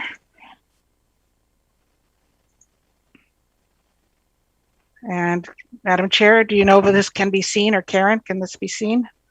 I can see it. Oh, great. Hello. Alrighty. Thank you, Chair Jowett. So as I said, thank you so much for having us here today to present to you. We appreciate the relationship that we have with the region at a staff level, and certainly the support from council and the members who sit on our board at the GRCA. Can you go to the next slide, please, Sonia? So we've really abridged our presentation this year compared to normal years in the interest of time. So I will be really just introducing Sonia as the star of the show to talk about the budget. So I only have a couple of slides really to go through here. As you know, the Grand River watershed is the largest in Southern Ontario. It lies at the heart of one of the richest, fastest growing regions in our province. We know that the future prosperity of the watershed, its municipalities and communities, is linked to the health of the river, its tributaries, and the natural environment. Next slide, please, Sonia. The Grand River Conservation Authority operates a range of programs in engineering, planning, land management, recreation, and education. Our strategic mandate is to develop and implement watershed-based programs that protect people and property from flooding and erosion, improve the health of the watershed, connect people to the environment, and manage our land holdings responsibly and sustainably. Our programs balance human, environmental, and economic needs so that we can deliver on our vision of a healthy watershed now and for generations. We build relationships and trust with our watershed partners to achieve our common goals. And at this point, I would like Sonia to start presenting. Are you okay, Sonia, to continue? So far, so good. I'll see how it goes. Thank you, Madam Chair, for the opportunity to speak to the GRCA budget. For 2022, there are really sort of two overarching challenges that we continue to deal with, same as last year. And one is to create a budget that, considering the new regulations that are coming in that have speak to mandatory versus non-mandatory programs. They're going to try to get away from this terminology and refer to the mandatory programs more as sort of provincially led items, and the non-monetary programs will be brought divided into two categories. One is where a municipality is leading the request for GRCA to provide some programs and services. And the other area is where the board and the GRCA themselves are looking at the type of programs that should be operated. And the government did pass phase 1 of the regulations, but there are still the phase 2 regulations that need to come out. And secondly, is to continue to manage with the uncertainty that the pandemic creates for the organization. In terms of the first challenge and our regulations, the phase 1 regulations did come out, but they did indicate a transition period that meant that we had till 2024 to implement new regs, but we have to have a transition plan sent to them by the end of this year, and that we are working on that, and we'll be setting up meetings with for initially with senior staff at GRCA, with senior staff at the municipalities. This transition plan will then outline an inventory of programs and services that the conservation authorities are to develop, and there will be steps required where for certain programs we will enter into agreements with the participating municipalities. And we have until January 1st, 2024 to complete our transition plan and adopt the new budgetary framework. So as I mentioned earlier, phase 2 regulations have yet to be released. And the plan is, assumptions are that we will continue to deliver the current programs and services, that the current general municipal levy structure is in place, and that we continue to undertake a restructuring exercise that will result in changes to future drafts of our budgets and our budgets for the next couple of years. The second challenge that we are managing is the uncertainty of the pandemic. The main areas that this is impacting our operations and our budget is on our conservation areas. And this has been to date a very positive impact in terms of our revenue. Our revenues are set to this year exceed what we have ever realized, come in at about $9.5 million. We did about $9.4 million. So it's sort of close to being on target with 2019. The other area is our environmental education program, where there's been challenges in delivering that program. It's been mostly virtual. It's been restricted to our school board contracts. And we continue to make that assumption that we just have our contracts and not additional programs such as camping and community and outreach classes being offered. Certainly, there are incremental costs related to managing COVID. They're ranging in about the $200,000 plus range, but there are also areas of discretionary spending that we're realizing reductions in, such as travel and conferences and those types of things that are basically assumed in our budget to be somewhat offsetting. So our overall budget, we divide into our operating, capital, and special projects area. And so while the budget right now, you can see, is falling by about $1 million, that is primarily driven by our special projects budget, which we really don't finalize until September, and it does not rely on general municipal levy for funding. But our operating budget is slotted to go up 2.5%, and capital is about flat for now. And I'm just going to speak a little bit about each area. Basically, the operating budget is $25 million. We are continuing, basically, I call this our status quo budget, delivering the same level of programs and services as we have in the past. And we have our major dams, our flood forecasting and warning programs, our land management, conservation areas, environmental education, corporate services, and communications. Our capital budget sits at about $3.7 million, which is primarily related to major maintenance on our water control structures and some projects in our conservation areas. And this budget figure tends to change by year end when we see what sort of carry forward projects we have that may spill over into the next year. As I mentioned, the capital projects are the dams and the conservation areas. And our special projects is primarily right now made up of the Source Protection Program, our rural water quality grants, and a small species at risk project, and a major project that will be incorporated by the time the budget finalizes will be ongoing work on floodplain mapping. Generally, the composition of our funding for our budget is relatively similar to past years, with municipal levy funding about 40%, and that tends to drop a bit by year end as we increase the special projects budgets. And self-generated is almost half our budget, and the parks being almost half of that, so about 25% of our overall operations. We have incorporated into the first draft of the budget a 2.5% levy increase. The region is coming in after apportionment at about 2.3%, which is taking levy from about 6.2 million to 6.3 million. And we always like to give another bit of context in terms of our spending. And the per capita levy is about $11.22. It's about just over $1 million in the watershed population. And that, Madam Chair, is the end of our formal presentation. Thank you so much, Sonia. Councillor Foxton. Thank you, and through you, the chair. I was not going to touch on any of the changes to the Conservation Act through the province. And I want to state to everyone that this will impact all of us. But we have to wait and see how it unfolds in the GRCA. We have been so represented at the province. We have Samantha Lawson, the CEO, as well as previous CEO, Joe Farwell, has been there as well. And Karen, have you been there as well? Are you at the province table? No, I'm not. Okay, so wasn't there a third person though? Not on behalf of the GRCA.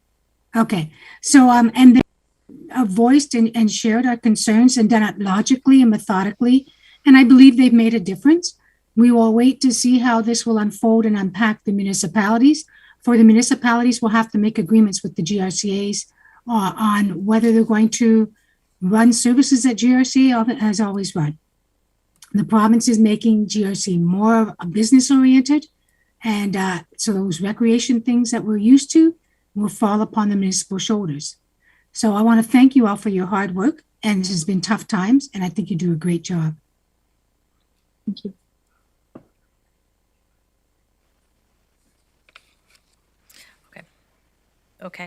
Okay. So thank you very much for that, Sue. I was just going to quickly ask, I don't know if you know the answer, Karen, but how's the LIDAR program going? Like, has that been impacted at all with the changes, or is there any kind of concern about losing funds towards that kind of program or that particular program? No, thank you, Madam Chair. We continue to invest in programs like LIDAR because it does help us with our flood forecasting and flood management overall. So typically those types of activities are undertaken with grant funding, often through the federal government.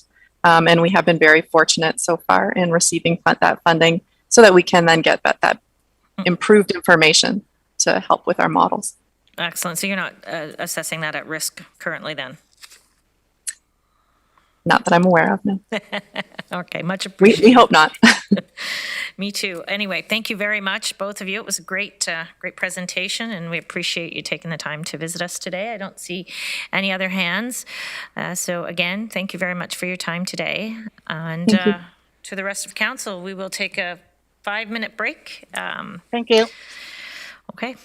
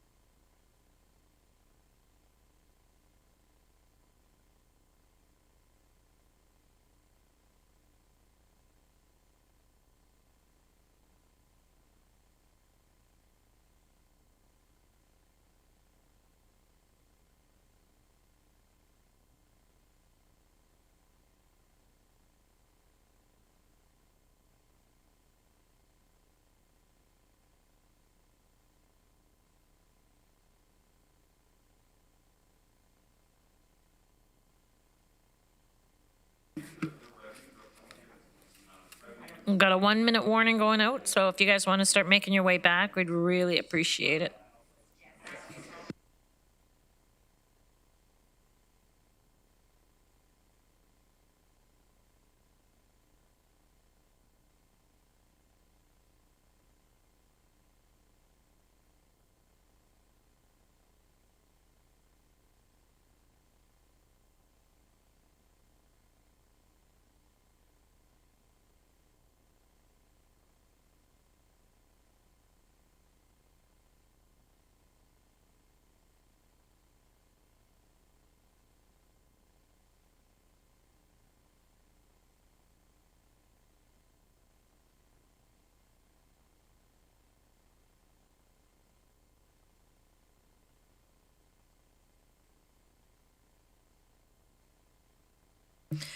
Hi, everybody. I can't see everyone now because we've got the presentation up, but I think that we were all starting to come back pretty good. Just want to give you guys a little bit of a warning. We have a really tight hour here. We have a hard stop at 5 o'clock, so I'm just going to ask that we all take some really thoughtful time when we're putting our questions out there. Maybe save a bit of preamble and just get right to the question if you can, and then be cognizant that others will have questions as well.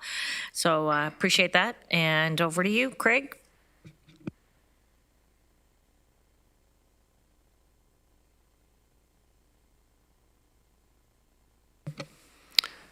Thank you, Madam Chair.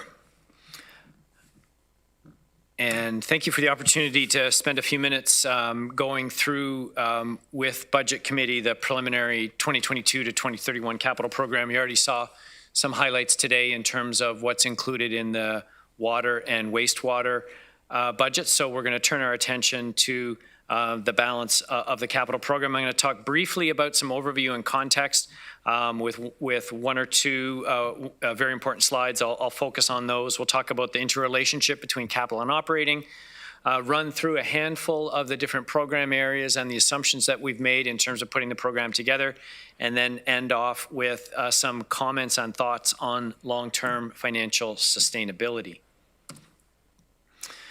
First of all, capital infrastructure, a message that we deliver typically through every budget process is that at the region of Waterloo, we have a significant amount of existing infrastructure on the ground and in the ground with a replacement cost of over $7 billion. That's not a typo, that's a B, $7 billion. That needs to be, of course, maintained, renewed, upgraded, and in some cases, replaced. In addition to that challenge, we have the need for a significant amount of new infrastructure in the future. And that's required to serve our growing community and to be responsive to the changing needs in regional services. As Mr. Lauckner has said at both of our meetings so far, that the expectations of the community and of our residents and businesses are changing. And we see that playing out in terms of how our capital program has been evolving. Just a quick chart showing you where that $7 billion figure comes from, heavily concentrated in water, transportation, and transit, which I'm sure comes as no surprise. Quick slide here on asset management that I won't spend too much time on, other than to say our asset management policies and plans are and continue to need to be aligned with a number of other documents, including strategic plans, service-specific master plans, and others. On the growth side, put this little visual together just to describe the work that we do to ultimately get to a capital budget and forecast.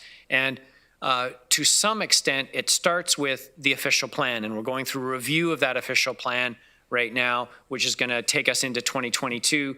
And that document's going to determine how and when and where and by how much growth is going to happen through the region. That's going to have a knock-on effect onto a number of different service-specific master plans, water, wastewater, transportation, public transit, just to name a few. Once the official plan is updated, those service-specific master plans get updated. We then take that information to update our asset management plans, and that gives us a 10-year capital program. And coming out of that capital budget and forecast are a couple of things. First of all, impacts on future operating budgets and tax rates and user fees, as well as we discussed earlier, a development charge background study and our RDC rates. And so we would anticipate right now that either the 2022 or the 2023 capital program will form the basis for future development charge rates. Sorry, I went a little too far there. And just a quick chart to show what that growth looks like. In a 30 to 35 year period, we're anticipating adding over 350,000 people, 140,000 households, and almost 200,000 jobs. That's going to require new infrastructure in order to service that growth. And so just to give you some examples then of where we've seen growth in our infrastructure, and again, sometimes related to actual growth in the community, sometimes related to changing needs and expectations around service levels. Paramedic services, a new headquarters north building opened a couple of years ago. Police Central Division under construction right now. GRT facility up on Northfield under construction. The airport terminal expansion under construction. You're getting the point, I think. A number of road expansion projects. And when we look ahead in the capital program, again, just a small sample of projects.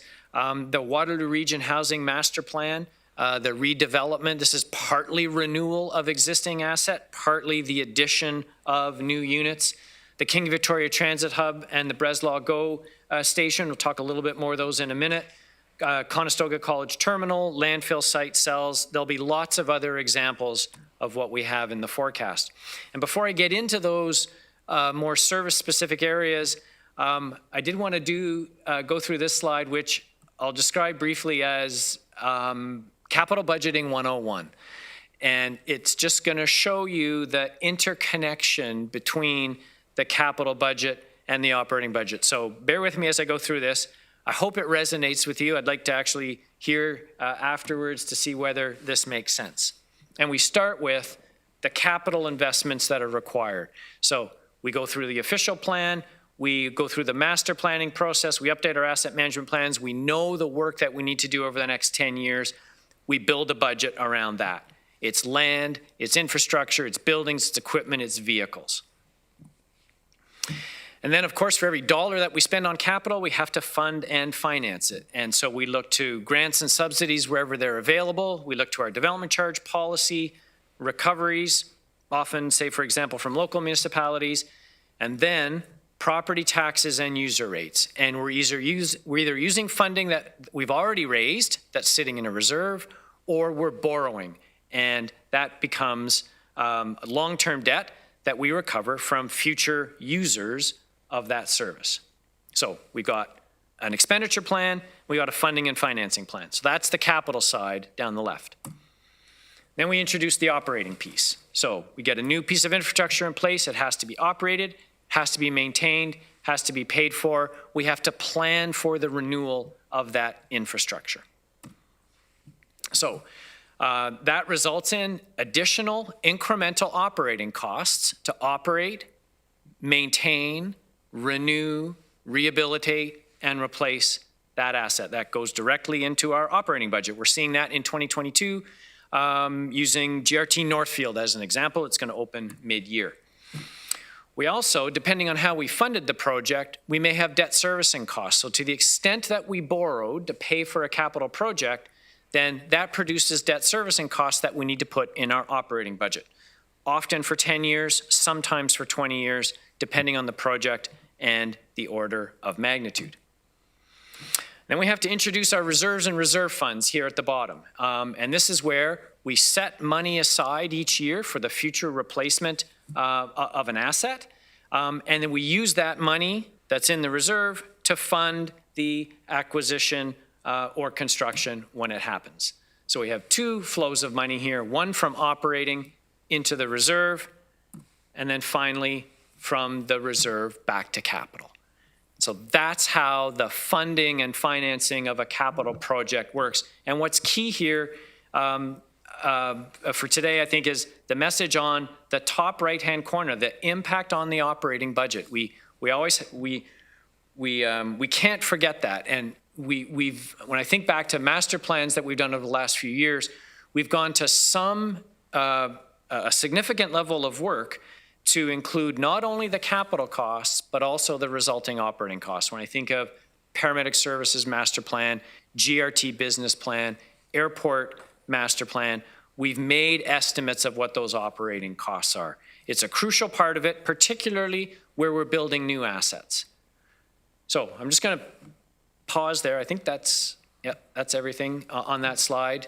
Does that make sense? Does that resonate? Is that a good kind of launching point for the rest of the slides? I just want to say this is one of the best slides you've ever made. Thanks. Well, you know, being a municipal finance nerd, I have a set of favorite slides, and this is one of them, and credit to my colleague Cheryl Braun for putting it together. Okay, so this is something we're going to have to be very mindful of as we go through successive discussions about the capital program and as significant projects start to work their way through the process. So the capital budget, which has been prepared in preliminary form, it's available for you to look at. It's 50 or 60 pages of project lists, which is a little bit daunting, which is why I'm going to try to cover off the highlights of it for you here today.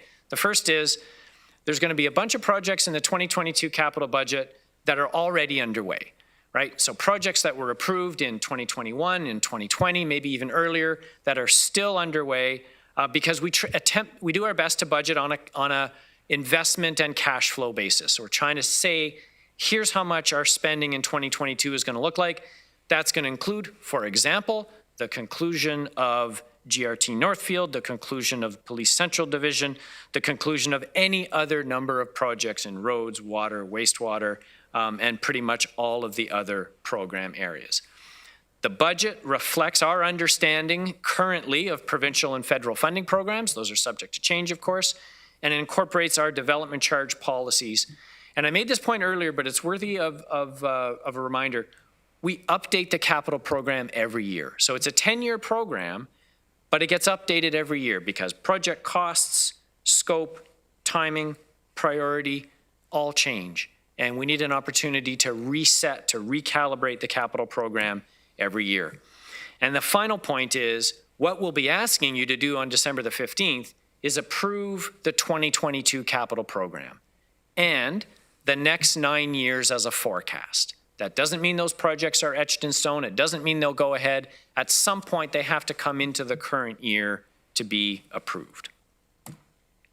So, in terms of key messages on the capital program, as we strive to build a world-class community, we need to do that in a way that from a corporate region perspective, we're doing that in a way that's both financially sustainable and affordable. And so our capital financing principles, our asset management plans and policies, our capital asset renewal funding strategy, we use all of these documents and these principles to put together a funding and financing plan. So the first key message is we're going to need to regularly review the need and scope and timing of capital expansion projects in order to manage future operating budget impacts. When we think about all of the factors at play in our budget, the impact of capital can't be overlooked and can be significant at times, including in this upcoming budget.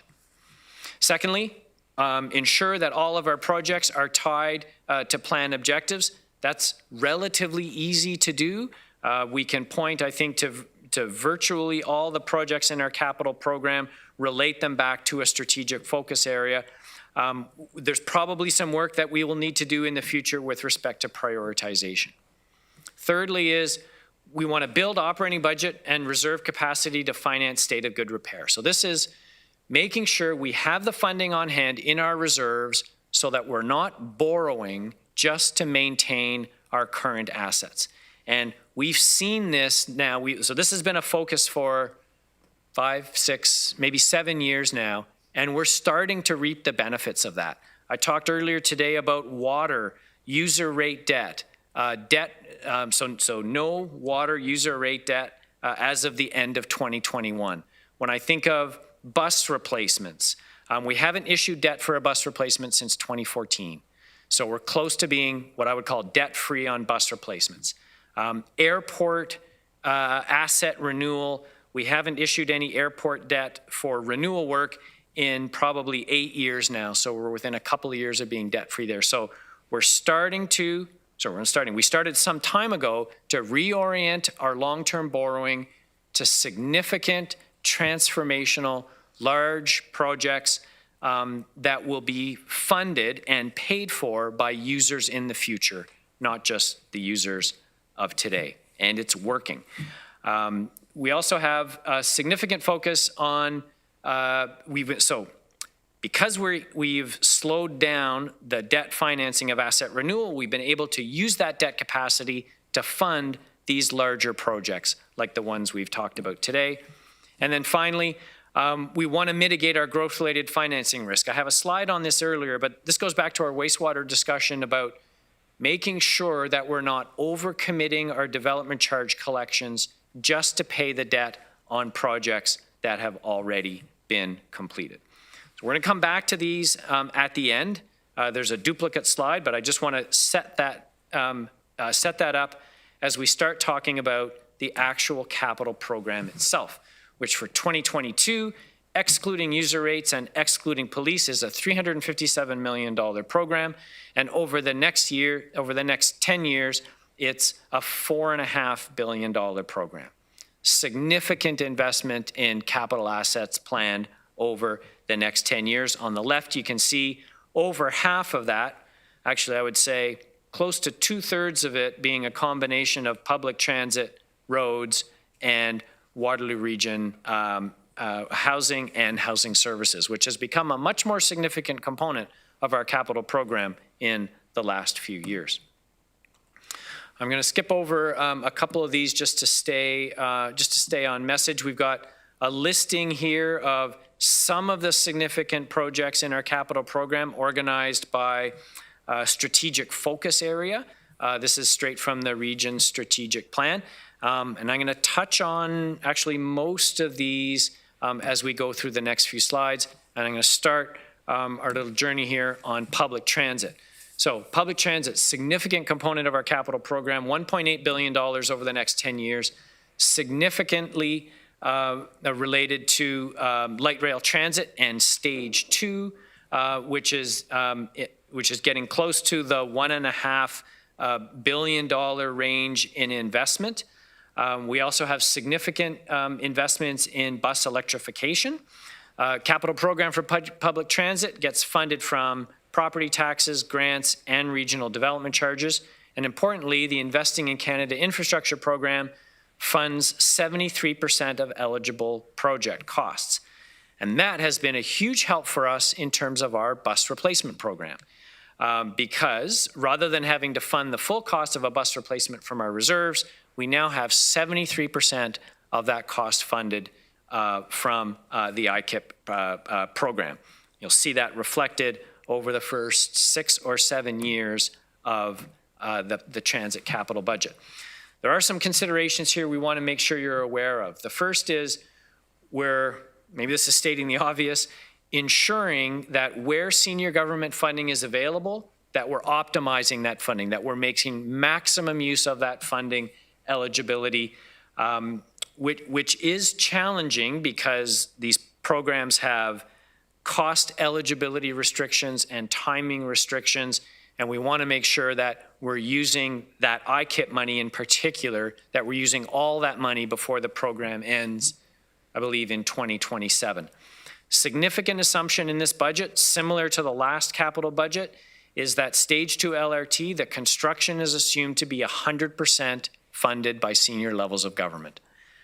So we don't have, other than for some property acquisition costs, the construction, vehicles, buildings that are needed, stations is all funded from the federal and provincial governments. We've been strategically using debt to finance growth-related infrastructure, and I say this in a very positive way. It's not a problem here in transit. We've used it to fund our share of stage 1 LRT, and we use it to fund large transformational projects within public transit. And then the last point, going back to our earlier development charge conversation, and Councillor Galloway's question, there have been material changes to the capital program since 2019 when the current development charge rates were struck. Projects have been added, funding has been added. We think of King Victoria Transit Hub, a potential contribution to the Breslau GO station, bus electrification. There's probably a half dozen significant changes to transit that were not reflected in the 29 capital budget, meaning they're not reflected in our current development charge rates. This would be one reason that would suggest to us that we should undertake a new background study earlier rather than later. And this is a point I'll be making again very shortly. With respect to the KVTH and Breslau GO, two important projects in terms of interregional transportation. So the King Victoria Transit Hub, what we have in the capital program is the early works, so I'll call it the transit infrastructure to support the work that Metrolinx is going to be doing in the corridor. We have that planned for 2022 and 2023. It's about $30 million of work. It's funded through our existing transfer payment arrangement with the province. And then the facility itself, we've deferred the start, or proposing to defer the start of that construction to 2023. So basically, get all the transportation infrastructure in place to make it a working, functioning station, and then look at what the building and the plaza would look like on that location. In terms of the Breslau GO station, we've included a potential contribution, recognizing that there's, I think, a lot of work to do, a lot of negotiating still to do. We have a $10 million contribution. We have it currently spread across five years from 2023 to 2027, funded in part by the Invest in Canada Infrastructure Program, and then some development charges and regional reserves. So a couple of important projects and important assumptions here for transit. Flipping over to housing for a minute. So again, as I said earlier, this has become a significant component of our operating budget over the last 10 or 15 years and is now becoming a significant, appropriately, a significant portion of our capital program. This includes the Waterloo Region Housing Master Plan revitalization. It's over $300 million, either 5 or 6 sites over the next 8 to 10 years. We have renewal of housing units, so we own 2,600 units. We've got to keep them in proper working order and condition. Over $100 million of work planned over the next 10 years. And this also includes, our overall objective, or relates back rather to our overall objective of adding 2,500 units over the next 5 years. And this is using capital grants, federal and provincial funding, development charge exemptions, and some long-term financing. So we have federal and provincial funding from a variety of sources. I won't go through them all here. We also have our strategic investment in affordable housing approved in the budget last year, which will be continued into 2022.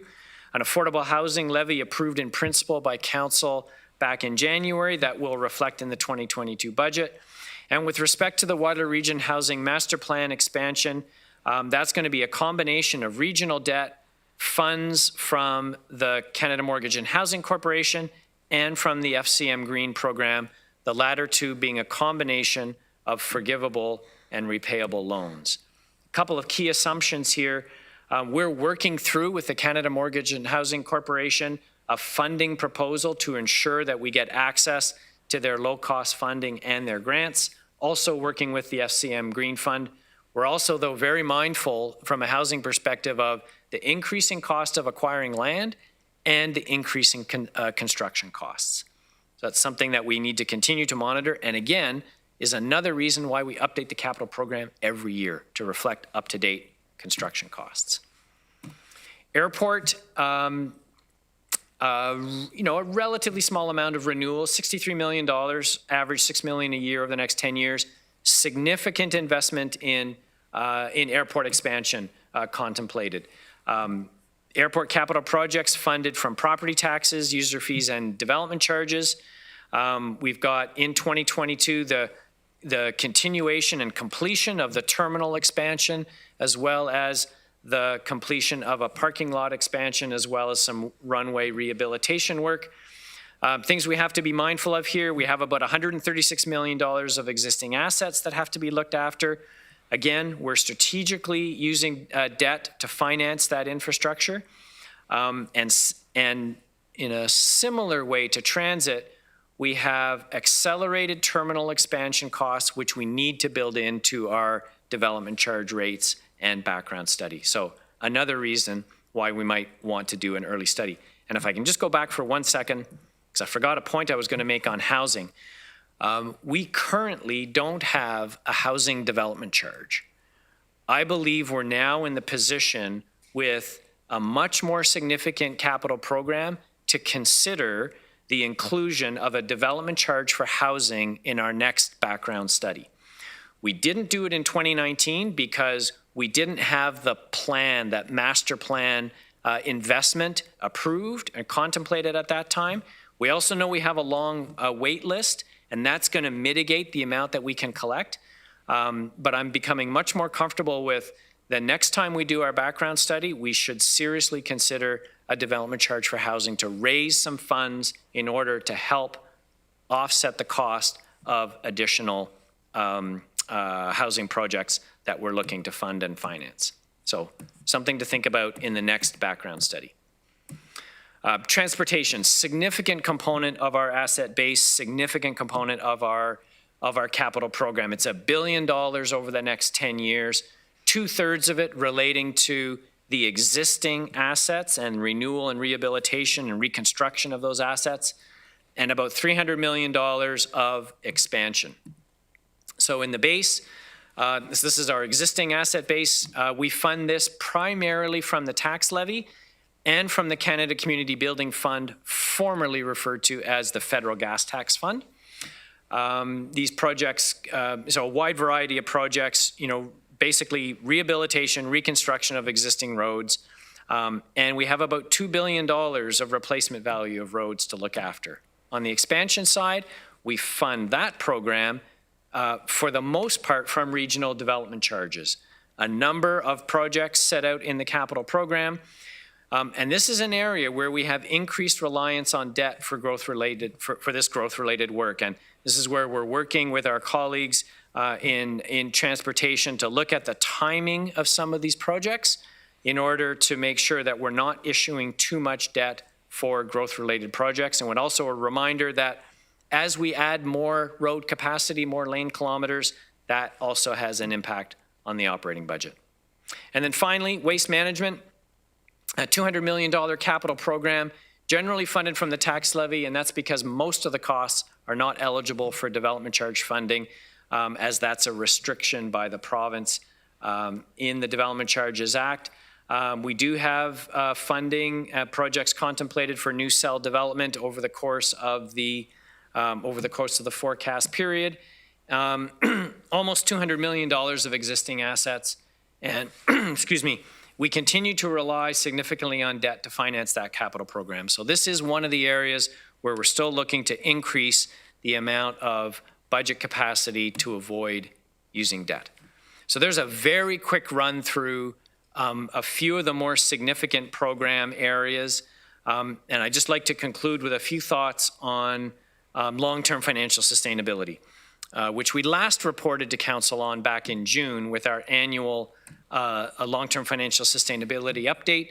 Within our strategic plan, we have a number of measures that we look at, including debt to reserve ratios and percentage of funding using pay-as-you-go, as well as percentage of development charge collections that are related to growth-related debt. The actions that we've taken and continue to take is the continued implementation of the asset renewal funding strategy, which is working, as well as the implementation of a long-term strategy for funding and financing new infrastructure. And this is where we need to look at the timing and the scope of those new infrastructure projects and make sure we're putting the right infrastructure in place at the right time. Key risks to long-term sustainability, straight out of the June report. We know that our capital program requires additional funding, and we're going to be doing that over the course of the upcoming years. We have an elevated level of debt, as I referred to earlier, when we look at our AAA-rated peers in Ontario. And we have a relatively low reserve and reserve fund balance, although I would acknowledge those balances are improving. And so looking at a couple of charts here, just to give you a sense, this is overall debt outstanding. An important chart shown here with its three funding components being taxation-related debt, debt that's funded from user rates, and debt that's funded from development charges. And I would say there's two key observations on this chart. The first is the overall level of debt outstanding has remained relatively stable over the last 5 years.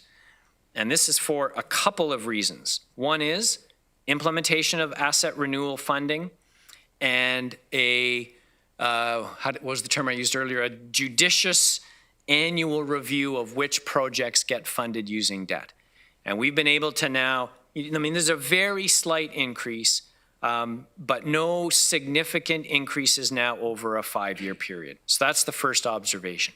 Second observation is we do see our levels of debt planned to increase in the future, especially once we get beyond 2023.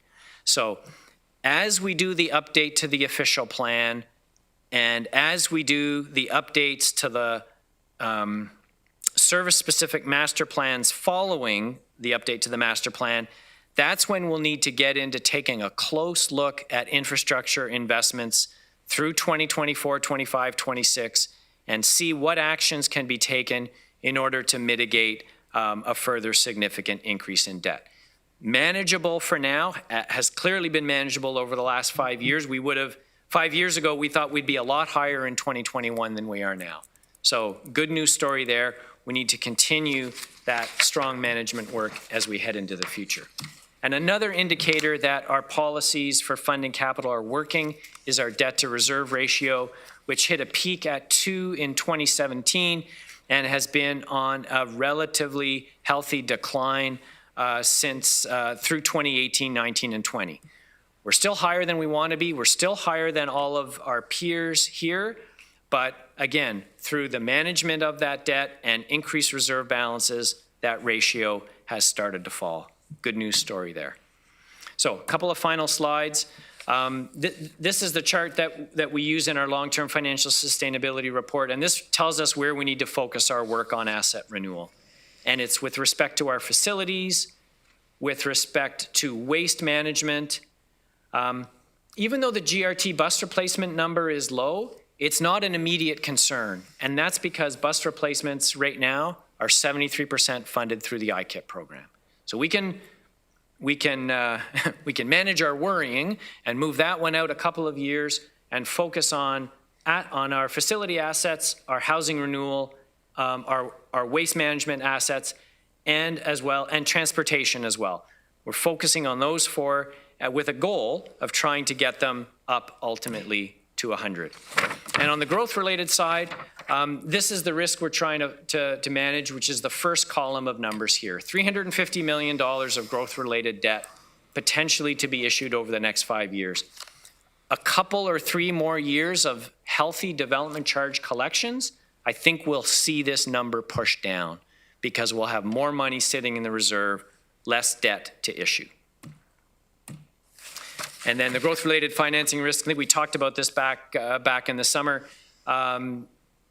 Manageable in very stable in wastewater. 50% of our collections used for debt. Higher than we would want for other services, but understandable in wastewater.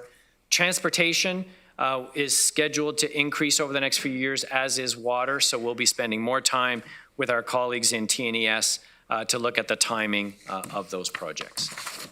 And that just takes us back to the key messages. It's just a bit of a repeat of the earlier slide that talks about, and maybe I'll just focus on the first, on the top left here, continuing to review the need, scope, and timing of capital expansion projects. What do we need to build and when and at what degree in order to serve the needs of a growing community? And then finally, just a few thoughts to leave you with. To summarize, $7 billion of existing assets. We need to make sure we're doing the right work on the right assets at the right time. We don't want to delay renewal work because it'll just end up with more reconstruction work at a higher cost. Asset growth we've just talked about. We'll be adding lots of population and employment over the next few years. We need to put assets in place. And then the municipal comprehensive review is absolutely key. And we'll be doing a fiscal impact assessment of that official plan review, and then we'll do the same work through a number of service-specific master plans. So, Madam Chair, those are my comments on the capital program. I know that was a lot to digest, a lot to work through. Just very, very quickly, in terms of where we go from here, just going to run through this quickly. We have meetings planned for the 24th and 29th of November, 8th and 15th of December. And thinking ahead to the next meeting, we have a very full day planned for you on November the 24th. I won't read them off. You can see them there. There's a budget approval, first of all, on the user rate side, and then a number of different items that we'll look to cover on the tax budget side, as well as our second public input meeting on November 24th. And with that, Madam Chair, I'll turn it back to you. Thank you, Craig. Yep, we have a question waiting for you. So if you'll just hold for a second, Councillor Strickland. Thank you very much, Madam Chair, and thanks to you, Craig, for a thorough job as usual. I have several questions, but I'm just going to limit it to one. We had a resolution at council, I think it was last budget period or sometime within the last year, to move towards an electrification of our bus fleet. And I had noticed over the past several months that several municipalities, including the city of Brampton, city of Edmonton, city of Ottawa, signed financing arrangements with Canada's Infrastructure Bank to help with that transition.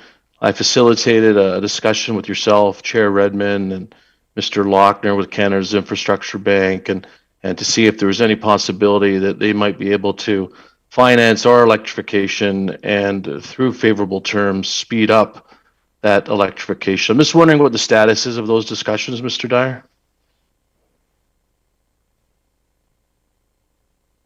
Yeah, so through you, Madam Chair, thanks for the question. So I would say the follow-up from that is we had a further conversation with the Canada Infrastructure Bank with our Ontario Regional Treasurers Group. Got some information, some additional information at that point. With respect to our capital program, right now we don't have a specific, we haven't specifically identified the Canada Infrastructure Bank as a source of financing. It is something that we do intend to review. We need to, and we can provide some additional information with respect to electrification. What we have in place right now is our next step would be an electrification pilot and the acquisition of hybrid buses in 2022 and 2023, followed by further electric bus purchases depending on the outcome of the pilot. That's the way our capital program is contemplated right now, but we can certainly come back with some additional information on what we've included in the capital program. Oh, thank you. Through you, Madam Chair, I think having some additional information on that electrification plan would be worthwhile. I think it might be also worthwhile to extend an invitation to Canada's Infrastructure Bank, and maybe they make a presentation to committee, so all of us may have a fuller understanding what potential is and the nature of those arrangements they made with municipalities across Canada. I think it'd be very worthwhile for the region of Waterloo to at least have that presentation. Thank you for that, Councillor Strickland. So do you want to take the lead on that then, Craig, to make that come to fruition? Yes, we can look into that, absolutely. Thank you. Councillor Galway. Thank you, Madam Chair. A couple of things. On the KBTH, Craig, and this delay to 2023, is that a for sure thing? Being on the project team, I'm not sure I had heard that.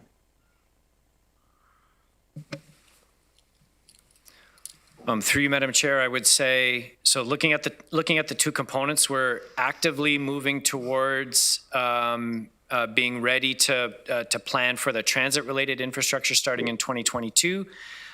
With respect to the building itself and the plaza work, in the 2023 budget right now, Is it a sure thing? I'm not sure I can say that definitively. That is the plan right now. But I think that will involve some additional discussions with council as we move through 2022. Okay, we'll have those discussions. The development charge background study referred to, and I think I would be supportive of looking at that earlier or sooner rather than later, given all the different changes that you enunciated. But specifically on the housing side, what does the Development Charge Act allow to be DC'd on housing? What are, I'm sure it's quite prescriptive, I suspect. Maybe can you give me a sense of the kinds of things that are eligible? What kind of capital costs are eligible? New construction, renovations, expansions, I don't know, whatever. Yes, so through you, Madam Chair, you're absolutely correct, Councillor Galloway. The Development Charges Act is very prescriptive in terms of what's allowed. And the definition is really, works for every service. So first of all, the cost has to be a capital cost. Operating costs are not eligible to be recovered from development charges. And the costs have to be related to an increase in the level of service. So a renovation to an existing housing building with a number of units that doesn't increase the number of units or the capacity of that facility would be an ineligible cost. So it has to be capital and it has to be related to the addition of the service or the capacity of the service. So we would look at, for example, if we looked at the Waterloo Region Housing Master Plan, as I said earlier, some of those costs are to redevelop existing units and some of the costs are to add additional units. So it would be those costs associated with the expansion in the number of units that are potentially eligible for DC recovery. There is typically a significant deduction to take into account existing supply shortfalls. Again, that's meeting one of the specific requirements of the Act, but we do know that there are a number of municipalities that have a development charge bylaw that has a housing component. It's relatively modest, but still every little bit helps, and I think it'll be worth pursuing when we do the next study. Okay, thank you. Thanks, Councillor Galloway. Councillor Verbanovic. Thank you. Just very, very quickly, I just wanted to sort of throw in my support for the questions asked by Councillor Strickland, particularly in relation to the electrification of our fleet. I think with COP26 having started yesterday, the commitments that our national government have made and the ongoing push that we know has existed for the municipal sector to actually move in this direction. I think we really need to focus discussion at budget on what would it take for us to actually up our expectations in this space. So that's additional information I'm hoping to come back later in the budget process. Thank you. Councillor